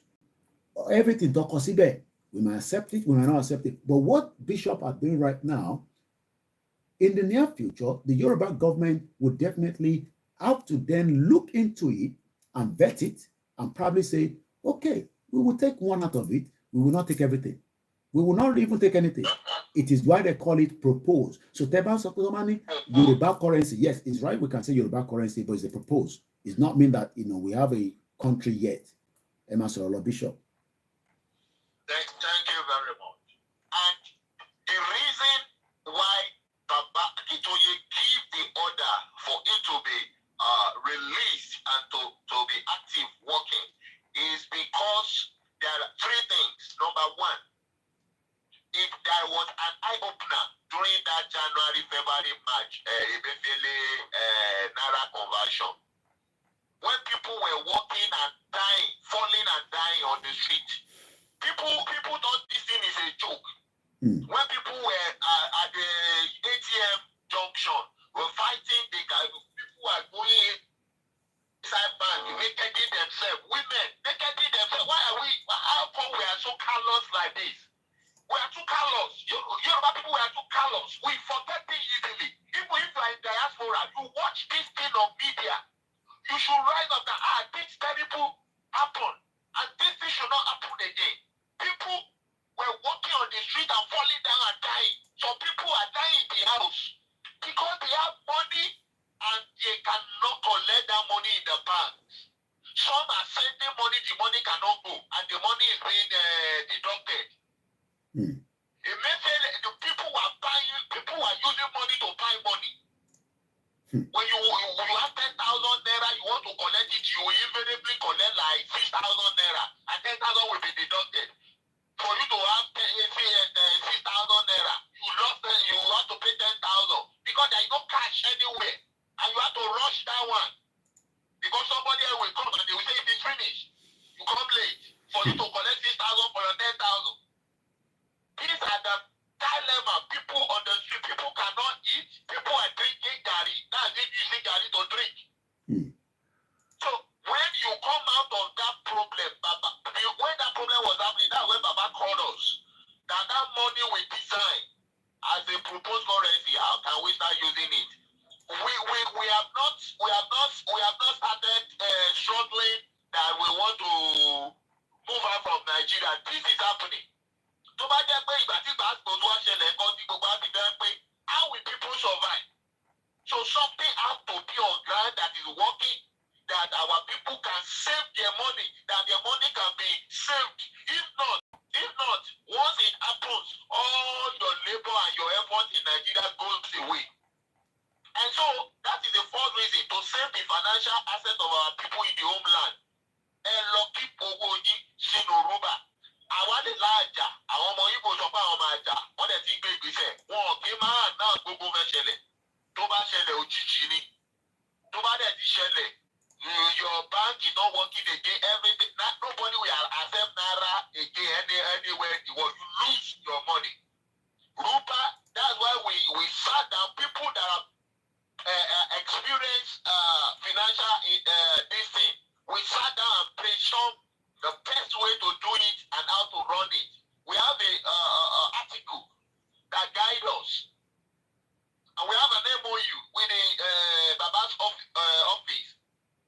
So it's not individual something. Whatever name you may want to call it. I want to call sorrow lórí ẹ̀ later. Gbogbo wọn ti ń báńkì Yoruba ń sìn. Àwọn tó kọ́kọ́ ní kìíní ni kìíní kan. Gbogbo wọn ti ń kó sínú Yoruba ń sìn. Tìbí mo mọ ẹnìkan ló pè mí ó dẹ̀ ti so and we are advancing. So the second is that àwọn èèyàn wa gan ní diaspora tabatẹ̀lá gba orílẹ̀-èdè wa lẹ́ni àwọn òyìnbó oníjẹ́ gbówó yìí máa bọ̀ láíláí a ní inside information lórí gbogbo àwọn kan bẹ́ẹ̀ ṣùgbọ́n ló ń sọ̀rọ̀ nípa ẹ̀sìn àwọn high street bank wọ̀nyẹn tó yẹ pé you want to withdraw wọ́n máa question lórí owó ẹ̀ tó fẹ́ withdraw kí ló fẹ́ fi ṣe tó send owó síbẹ̀ wọ́n lè sọ pé kí ló rà tó tẹ́lẹ̀ ẹ̀ fi send owó sí ẹ̀. We're already having that problem in UK. All those are the measures that àwọn company òyìnbó àwọn báńkì òyìnbó yẹn wọ́n ti gbé ìgbésẹ̀ láti gbésẹ̀ lé owó gbogbo yín ní diaspora lè sọ pé fẹ́ kéré owó máa bọ̀ nílé. So all the reason is that so that you can be able to convert your money to Ruba and bring your money home without restriction of money laundry or anything. That's the second purpose. The third purpose is so that we can even test run. the economy of Yoruba people through the traffic that is using the Yoruba, and that analysis will be useful for our diplomatic explanation. Àwọn bàbá wa ń ṣiṣẹ́ tó tó máa ń bá àwọn àjọ àgbáyé sọ̀rọ̀. Wọ́n rí evidence and data to speak about concerning our economy. Àwọn ọ̀tẹ̀lẹ̀ rò kó ràn Yorùbá nation. And you just see some people just come out and be saying, look at that one saying God good enough. What extent did he know about Yoruba that is saying God good enough? He's on God. Go and download RP eventual bank. Do you ask questions? You don't ask. If we don't have iOS, we have Android. We are working on it. Go and use the website. All those things cost money. And we don't steal money. We don't beg you for money. So why are you people so myopic? Is that the way you react to the Western slave that tax you of your money? Because they know that Yoruba person is the one that use it. That doesn't, we don't bloody shit of whatever you think. Sorry for that language. We don't care about whatever you think. And it's a pure business, yes, but we have MOU with Yoruba leadership. Okay. And whatever you use, whatever transaction you do with the Yoruba is for your good. And apart from that, it's for the good of Yoruba nation also. So that's what we want people to know. But we are progressing. We are really progressing. We are really progressing. I told you that from two partners, we are now about 8. And more people are still applying. They want to run virtual bank too. All right. You let us know. We will assist. What we're gonna do, Bishop? I think I might have. What we're gonna do? We're gonna have to bring you. We're gonna have to bring you in. Dubai money, Libya money, Gambia money, and all that. Even Libya that they don't run bank. Do you know they don't run bank in Libya? Don't run bank in Even gone. I think is it? What I put Kenya Colon Kini kan pase or something like that. You just like a Burundi don't run no bank you on it. But your Ruba can change to the Libyan money because we have partners over there. All right. So we are advancing. And we are professionals. So whatever interest you have on there, whatever thing, keep it to yourself. No, I want us to use that word. What we just, like I said, is the same thing. You know, you probably have to be more patient because it's the same thing that we are doing the same thing that I've cost people this morning at the beginning when somebody said I created the problem for Igboho, using violence, and I'm asking, my own Igboho, is it a baby? So I've caught that person. So we have to be. So what we're gonna have to do, we have to bring you in one of the programs again like this, where we will have more time and we allow people to call in.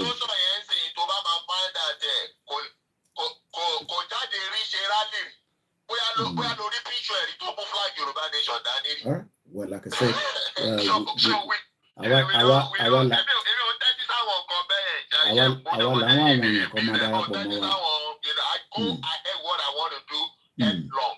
right.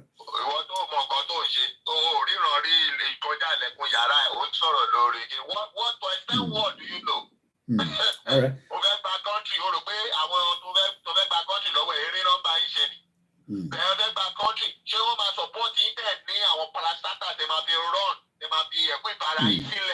Okay. Financially,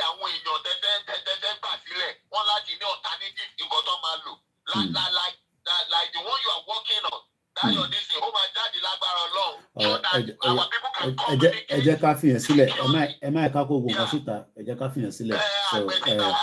So later. Let's leave that. We will bring you on the program, like I said, so that you come and talk to us. All right, thank you. Thank you so much. I always like to say it, if you say it's a business, there's nothing in this world today that is not a business. Okay. When we have a Yoruba nation country, Mokie Iyamidada Ashatishe, good morning, Ekabo, Sorietowa. Sherry, until we all start understanding that, do you want a Yoruba country that you will be like like North Korea, or you want a Yoruba nation country that you'll be South Korea? Babawa Kola Woleni, what is the website? The website is www.yoruba rbebanking.org. rbebanking.org. I have an account with it as well. I have a different, I'm not an account below. Let me say this. Look, let me my Tide account. And the reason why it's here like that, it might not be for you, they were Nigeria, because they cannot verify you. I would have said, go and test it. I don't know about people in Europe. Maybe you can test what I'm saying. Tide. Not that I'm promoting it. I just want us to understand that at this stage, you know how our brother is saying. Look, data is where the money is at the moment. Facebook is making money because only guarantee pé òun ní billion followers tó wà lórí Facebook. That means people sọ pé tó bá advertise lórí Facebook, your message will travel fast. Òun náà lórí Instagram, òun dẹ̀ ló ní WhatsApp. Maybe some of you don't know. So this notion that ẹ máa fi knocky this rubber, I will not sit here and allow that. Yes, we need due diligence.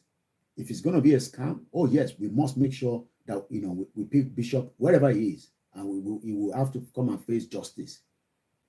But what we need to understand is when we have a Yoruba nation country, what the government would then have to do is to scrutinize further and then guarantee every Yoruba person to invest in Tibet. Just like the UK government would have to guarantee that my money doesn't get lost in my Tide business account. This is why we are saying that, look, we are no longer in that era. Even when we have a Yoruba nation today, all they would have to do is they would just have to first change that name, First Bank Nigeria, not. It would have to be First Bank Yoruba Land. That is if they still want to continue operation in our own territory. It doesn't matter which of the bank. They will not be able to use the logo Nigeria anymore, as at the time we have our own country. But for now, the reason why you're still seeing First Bank Nigeria is because they are still operating with I've just gone and do a Google.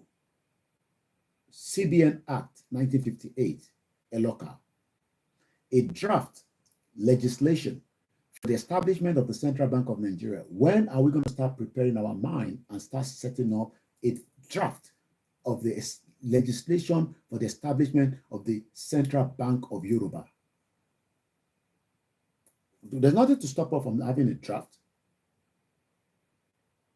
This draft was presented to the House of Representatives in March 1958. Nigeria did not get independent until 1960. That means 2 years before the independence of Nigeria, some people sat somewhere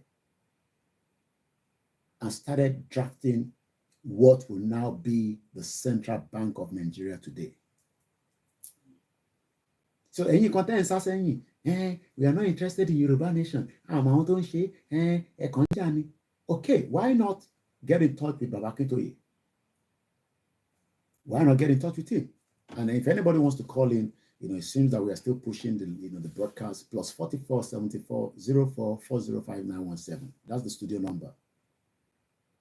So some of you need to start understanding that we are not joking with a lot of Yoruba nation. We need the accountant, we need the economics. Look, if all this Cardoso, Tinubu, Johnson, if they are helping us to draft the Central Bank of Yoruba, it will be better than what is doing now for Nigeria, because eventually Fulani will do the same thing Tinubu have done to Emefiele. They will probably pick up Cardoso after the tenure of Bola Tinubu and say they are not satisfied with whatever took place then. The same way Tinubu picked up Emefiele, even though they've released him today. So we need to start understanding that. And we need to start trusting each other. Like I said, I've opened an account that I don't even know. As long as I've seen the review, it's okay. I open it. And I've been running the Tide account since 2019. Even I was not using it as I'm using it right now. 2019, Nimutishi Tide business account here. But I am more using it now because it's easier for me, so that when I present my financial year to the accountant, it will just ask for my bank statement. So don't sit and think that Yoruba nation is because we come here, we abuse, we do. No, it's a serious situation. And let me take you back again. As Bishop was talking there about propose, kí ló ń pè ní propose? Ẹ jẹ́ ká kọ́kọ́ lọ wá the dictionary meaning of propose. Because many Yoruba people understand nǹkan kan rárá. Because ẹ ti listen sí jagbajantis àwọn jàǹkárí wọ̀ káàkiri gbogbo àgbáyé. Kí ló ń pè ní propose? Bí ọba tẹ ẹ̀mọ̀ kankan, wàá máa ní I propose to my wife pé mo fẹ́ fẹ́. Ìtàn pè ní propose nìyẹn. And sometimes she can say no. Òun ò fẹ́ for whatever reason. So let's look at the English dictionary for propose. Put forward. Kóìkìdí sọ pé ẹ jẹ́ ká gba kóìkìdí propose ni. Ọmọ Yorùbá lè sọ pé a fẹ́ bẹ́ẹ̀. Ìyẹn la ṣe lọ sí máa pè ní propose.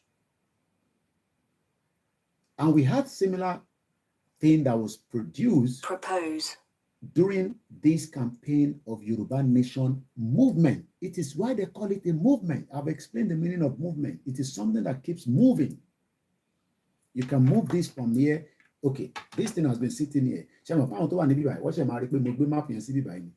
Because they can't see it. Because the camera is not picking it. YouTube, Facebook. But when I move it here now, they can see it now. So, 3 years precisely ago, there was a proposed constitution of Orílẹ̀-èdè Yoruba. Proposed constitution of Orílẹ̀-èdè Yoruba. So, can we now say that I want to call it Oríwọ̀npé? Why did they propose? Why did they put it out? So that people can understand that what we are talking about is not a social media conversation. It's a real situation that we are in. And this was forwarded by a group called Yoruba Strategy Alliance. Just like Bishop is dealing with the banking sector, they were dealing with the constitution sector. Talotumabawa deal with another proposed for military. Talotumabawa deal with proposed for navy.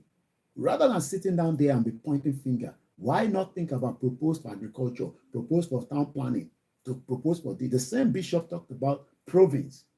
Asoronipa province in Ori. It is easy for you all to sit back and wants to pull somebody down. And we are not going to allow that. We want to be queried. We want you to question, but don't sit back and say, hey, intention more trust it. You trust the family and nearly don't go for one. Family is I don't trust Yoruba people, but you trust our Oyinbo. You think those Oyinbo people are clean. Only whatever movie The Killer, the guy spent most of his time in a different continent. I'm not going to go into the details. He commits the crime, but he's spending a better life in one particular continent that some of you will come back and come and write the comment. Yeah. And intervention we're talking about the movie called The Killer, Netflix. I don't trust them. But then to be abroad, they want to entrust one new of anyway. How long will it take in Ketogbawi? Because I'm sure most of you were not born in the UK, were not born in America, in Japan, in Canada, wherever you have your resident status. They say we are Commonwealth citizens. And they disrespect a lot of Nigerians in the UK. How can that be? So let us start thinking. Yoruba Strategy Alliance, Omoluabi Worldwide, forward by Aderemilekun A. Omojola, ESQ, on the proposed constitution of Orílẹ̀-èdè Yoruba. We dream of a sovereign Yoruba country worthy of our people.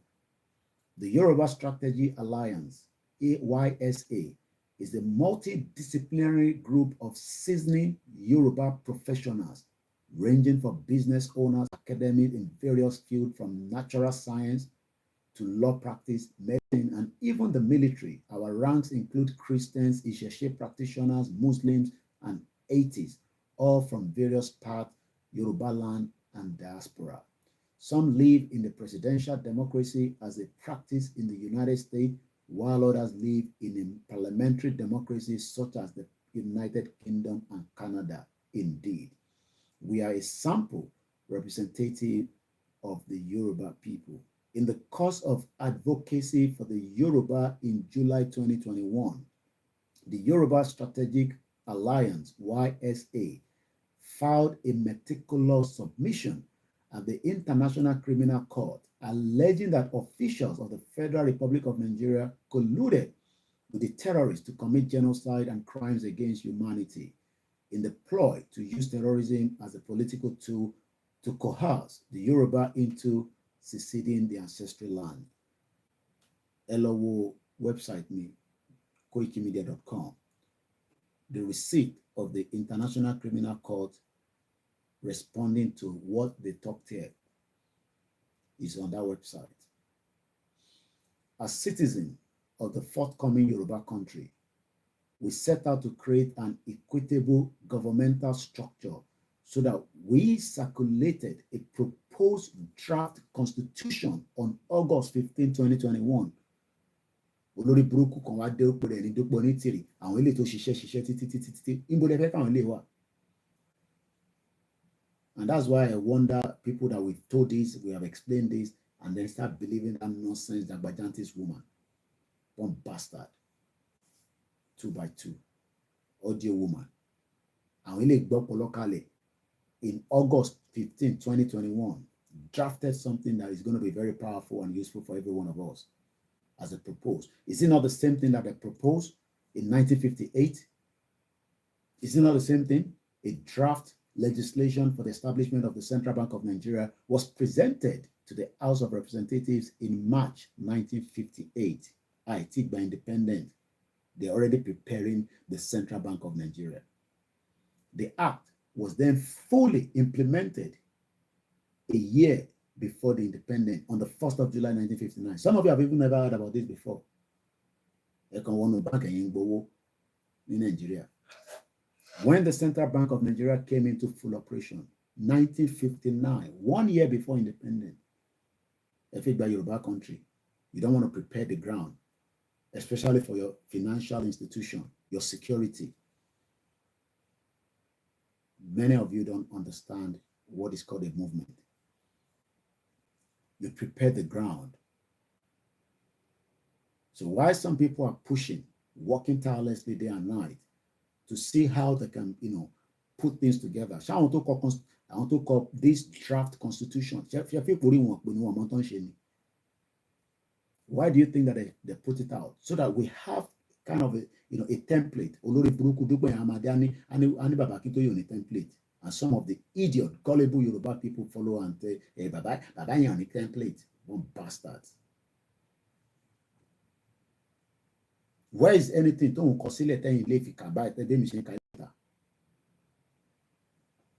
Gullible people. Just come on the social media. The understanding. To need a question.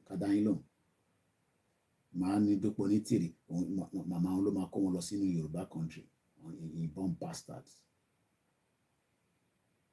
Yoruba Strategic Alliance, August 2021. Yoruba Nation. Where is she in 2021? Come here and be saying born bastard drugs. Turkey was a big country. Idiot all over the place. Our joke and dilute and dissect and shalaye kan fún lójoojúmọ́. Where's that olórí burúkú dúpọ̀ ní tìrì ní August nígbà táwọn ilé draft the constitution tó draft tí bàbá kí tó yẹ tó check tó ní kó wọ òkè present fáwọn ọmọ Yorùbá ká sì fìyẹn síta náà. And some idiots. ní màmá ọmú à especially àwọn tó ń gbé ní àwọn bí Arab country yẹn wọ́n máa ń pè kan ní kíkẹ́ àbí bíbí ibo nìyẹn ń gbé àwọn tó ń ṣe ṣìgálò káàkiri olóṣì àwọn Yorùbá òṣì tètè tá à ń ṣàlàyé ọ̀rọ̀ fún ta ló tẹ̀ mọ́ gbogbo wọn gan sẹ́yìn wọn ipá à ń dárúkọ yín gbogbo ọ̀rọ̀ tẹ́ ń sọ inú social media yín nìkan nínú àárín wa náà nìkan ló wà ẹni kí Ìgbòho kí n pè ní sin bá pè bá mi ní sáà gbé fọ́ọ̀ kí Ìgbòho kó appear lórí program báyìí ní sin gbogbo social media ló máa burst again láàárọ̀ yìí don't bastard all over the place eré lè rọpá à ń ṣe lórí social media ni yóò lè ṣọmọ kéékèèké tẹ́ dàkọ̀ mọ́ tẹ̀yìn àgbàlagbà wèrè ìwé àwọn bọ̀dé jọ tó yẹ kó ti kú dànù kí Ìgbòho lè ṣe sí bẹ́ẹ̀ tẹ́ ń ṣe Yorùbá ní ṣe lórí burúkú ó jalè wọ́n gbogbo wọn lọ jẹ́ ó nígbà tí Jonathan wà níbẹ̀ tó fún lówó tó fún ní gbogbo oríṣiríṣi nǹkan èmi torí pàtí kò wọlé ló ṣe ń dẹnu yànmùyàn nísìn torí Tinubu ti wà níbẹ̀ nísìn ṣe bó ní ìbọ̀dé jọ ní ọmọ kúrò Nàìjíríà tí Tinubu bá di president olóṣì kí ló dé tí kò ṣe kúrò ní Nàìjíríà ẹ kó lọ poison rẹ kó kú dànù ni àwọn bàbá òṣì bàbá tẹ̀ ní kú rè ẹ̀ ní kú sí ibi táṣọ yín wà pọ́n bastard ní gbogbo yín kí ló bọ̀dé jọ jẹ́ máa sọ fáwọn pé ká lọ dákẹ́ olóṣì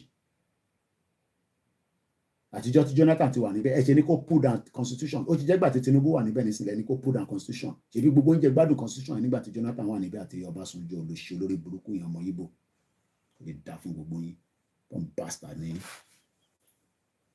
ẹ jẹ́ ká ka díẹ̀ sí nínú constitution tó propose yẹn. As a citizen of the forthcoming wọ́n sọ pé a ti gba country wọ́n ní forthcoming in tó ń bọ̀ Yorùbá nation máa dé bẹ́ẹ̀ fẹ́ bẹ́ẹ̀ kọ́ ẹni máa kú ẹni máa yé ni ẹni máa kú ẹni máa yé ni a máa lọ kò sí bàbá ńlá ẹni tó lè dá dúró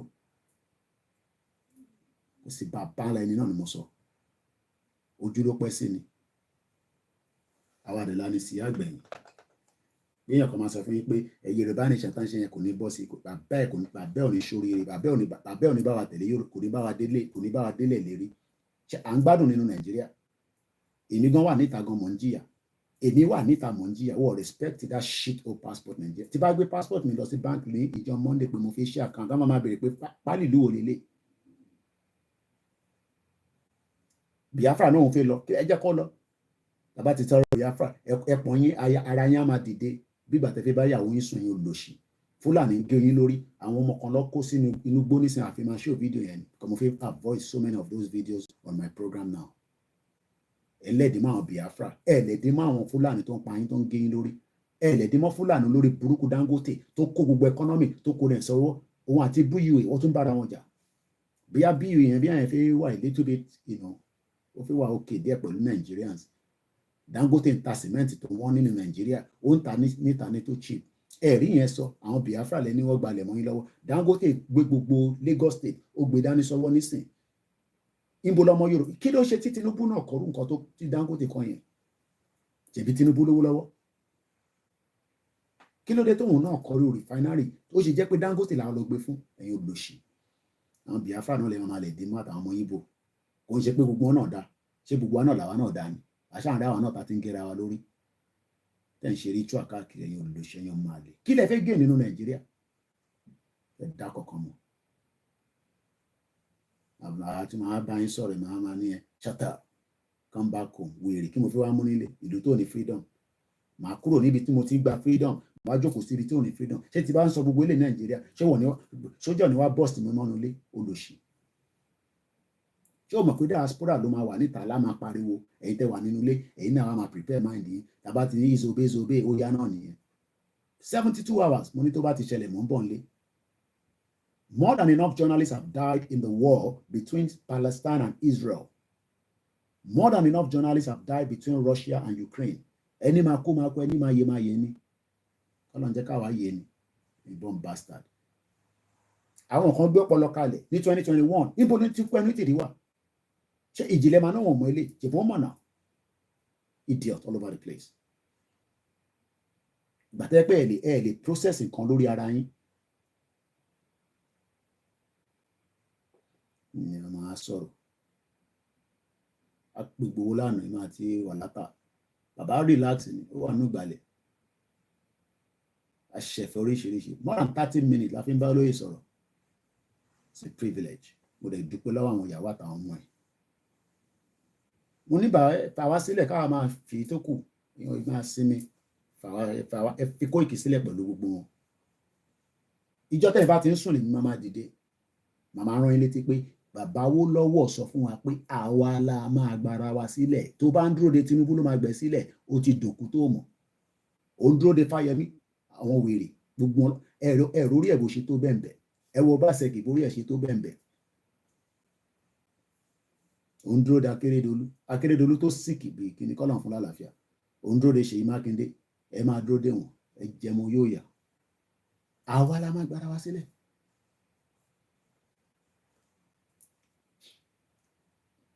As the citizen of the forthcoming Yoruba country, we set out to create an equitable governmental structure so that we can circulate a proposed draft constitution on August 15, 2021. Àìtí ìgbúrò olórí burúkú Dúpọ̀ Onítìrì. Olùṣe wá dé láàrin ọ̀sán kan. Ó náà lọ́lọ́run rán. No, màláìkà ló rán ẹ̀. Bomb bastard. Ọlọ́run ní kọ́kọ́ ló rán ẹ̀. Màláìkà gan ló rán ẹ̀.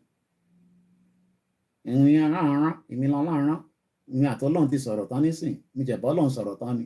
Olùṣe. Àwa ò mọ Ọlọ́run, èṣù làwa ń sìn. Bomb bastard. Kí devil lè ní sìn. Ìwọ ló máa ṣe gbọ́ Ọlọ́run síwájú wa. Wèrè. Èmi lọ́lọ́run rán. No, devil lè ní sìn. Ìwọ ló kọ́kọ́ máa sin Ọlọ́run. Olórí burúkú Dúpọ̀ Onítìrì. Ìwọ ló kọ́kọ́ sin Ọlọ́run, àwa ò sin Ọlọ́run. Ó mọ̀ pé devil, because èṣù àwa la lè èṣù. Ilẹ̀ Yorùbá ló lè èṣù. Èmi ń bọ èṣù. One bastard. Devil lèmi sìn. Ìrìn aràn olórí burúkú 2x2. Mo fún access sí Skype mi. Olùṣì.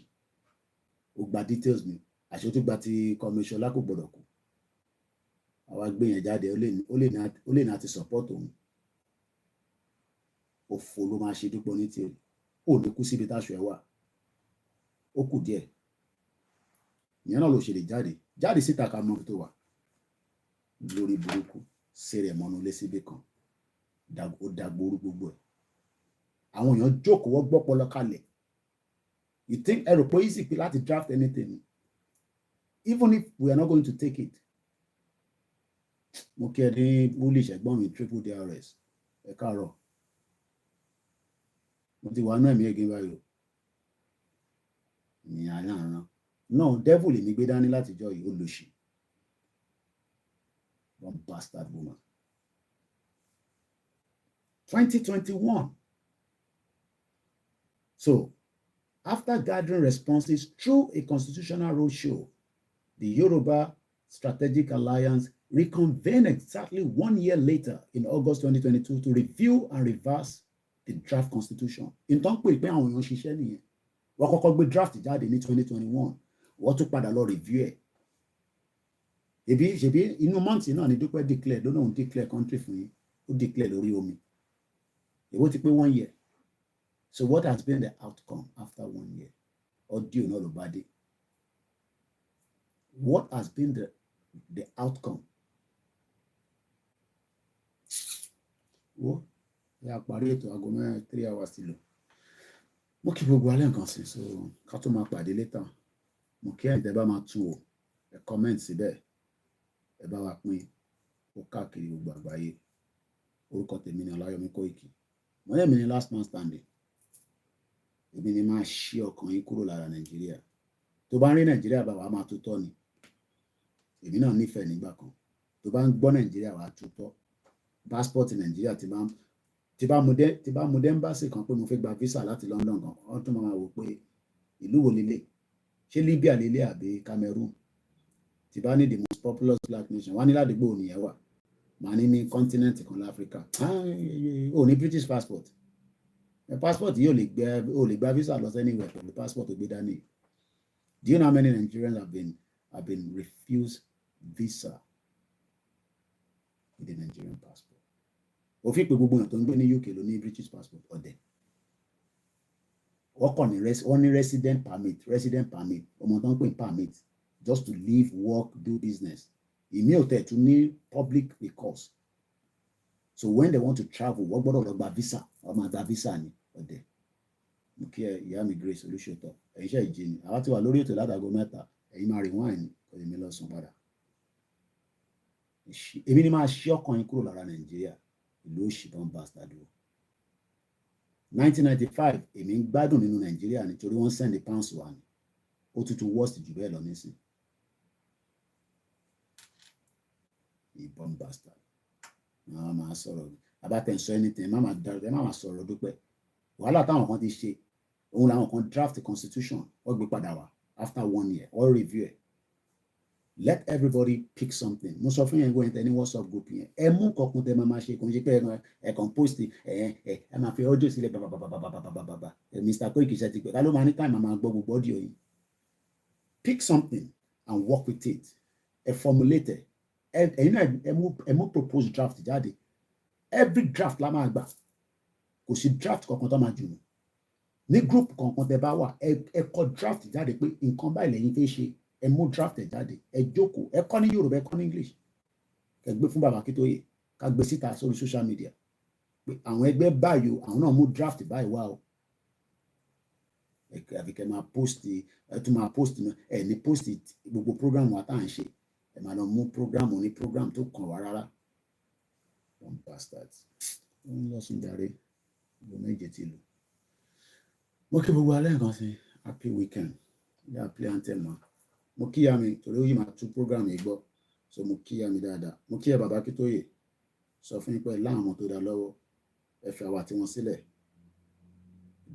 we deal with them ṣẹlẹ̀ ìmọ̀tẹ́ ìfẹ́ gbọ́ràn yẹn àwa la máa kọ́ yín lórí social media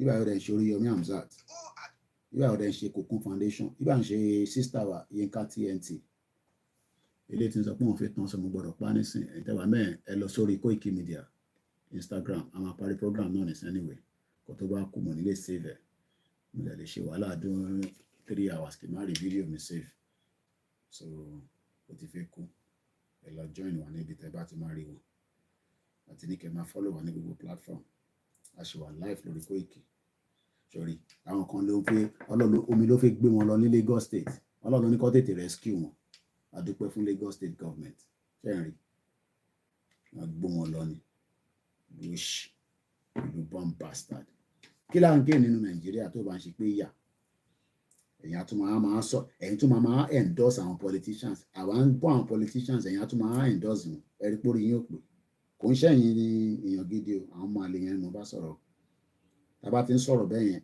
àbẹ́yìn gidi sọ̀rọ̀ so tí bá ń bú wọn tí mò ń ṣe pé yẹn ẹ má máa pẹ́ yẹn mo bá sọ̀rọ̀ àwọn ọmọ àlè Yorùbá là ń bá sọ̀rọ̀ tó dá kankan mọ́ mo ti ń feel pé mo fẹ́ lọ sùn play anthem ká máa lọ́lé.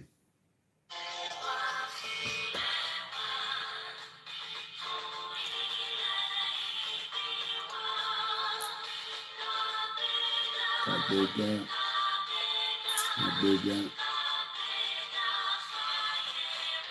ìgbàgbọ́ bẹ́ẹ̀ ni ẹ̀gbọ́n Yomi bẹ́ẹ̀ ṣe àti ìbẹ̀rù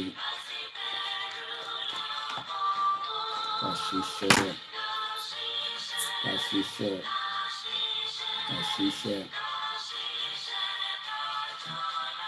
ìṣọ̀kan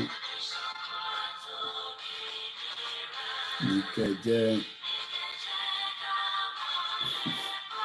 ìṣèwájú ọ̀pọ̀ yúrò àtòhun ọmọ dúdú wà lọ sí ipò ìwọ ni ìmọ́lẹ̀ ọ̀gádúláwọ̀ àwa ni ìmọ́lẹ̀ ògo adúláwọ̀.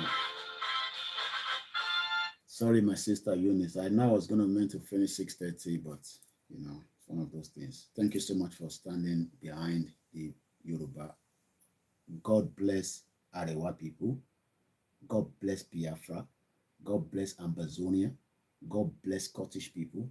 God bless Welsh people. God bless every people that wants to be set free. God bless Yoruba people. Oranyola Masun. Good night. Moke went Ilubadan, Alau Baba, and the rest of you. If I didn't mention your name, don't get upset. We love you all. Koiki Media, Udaro.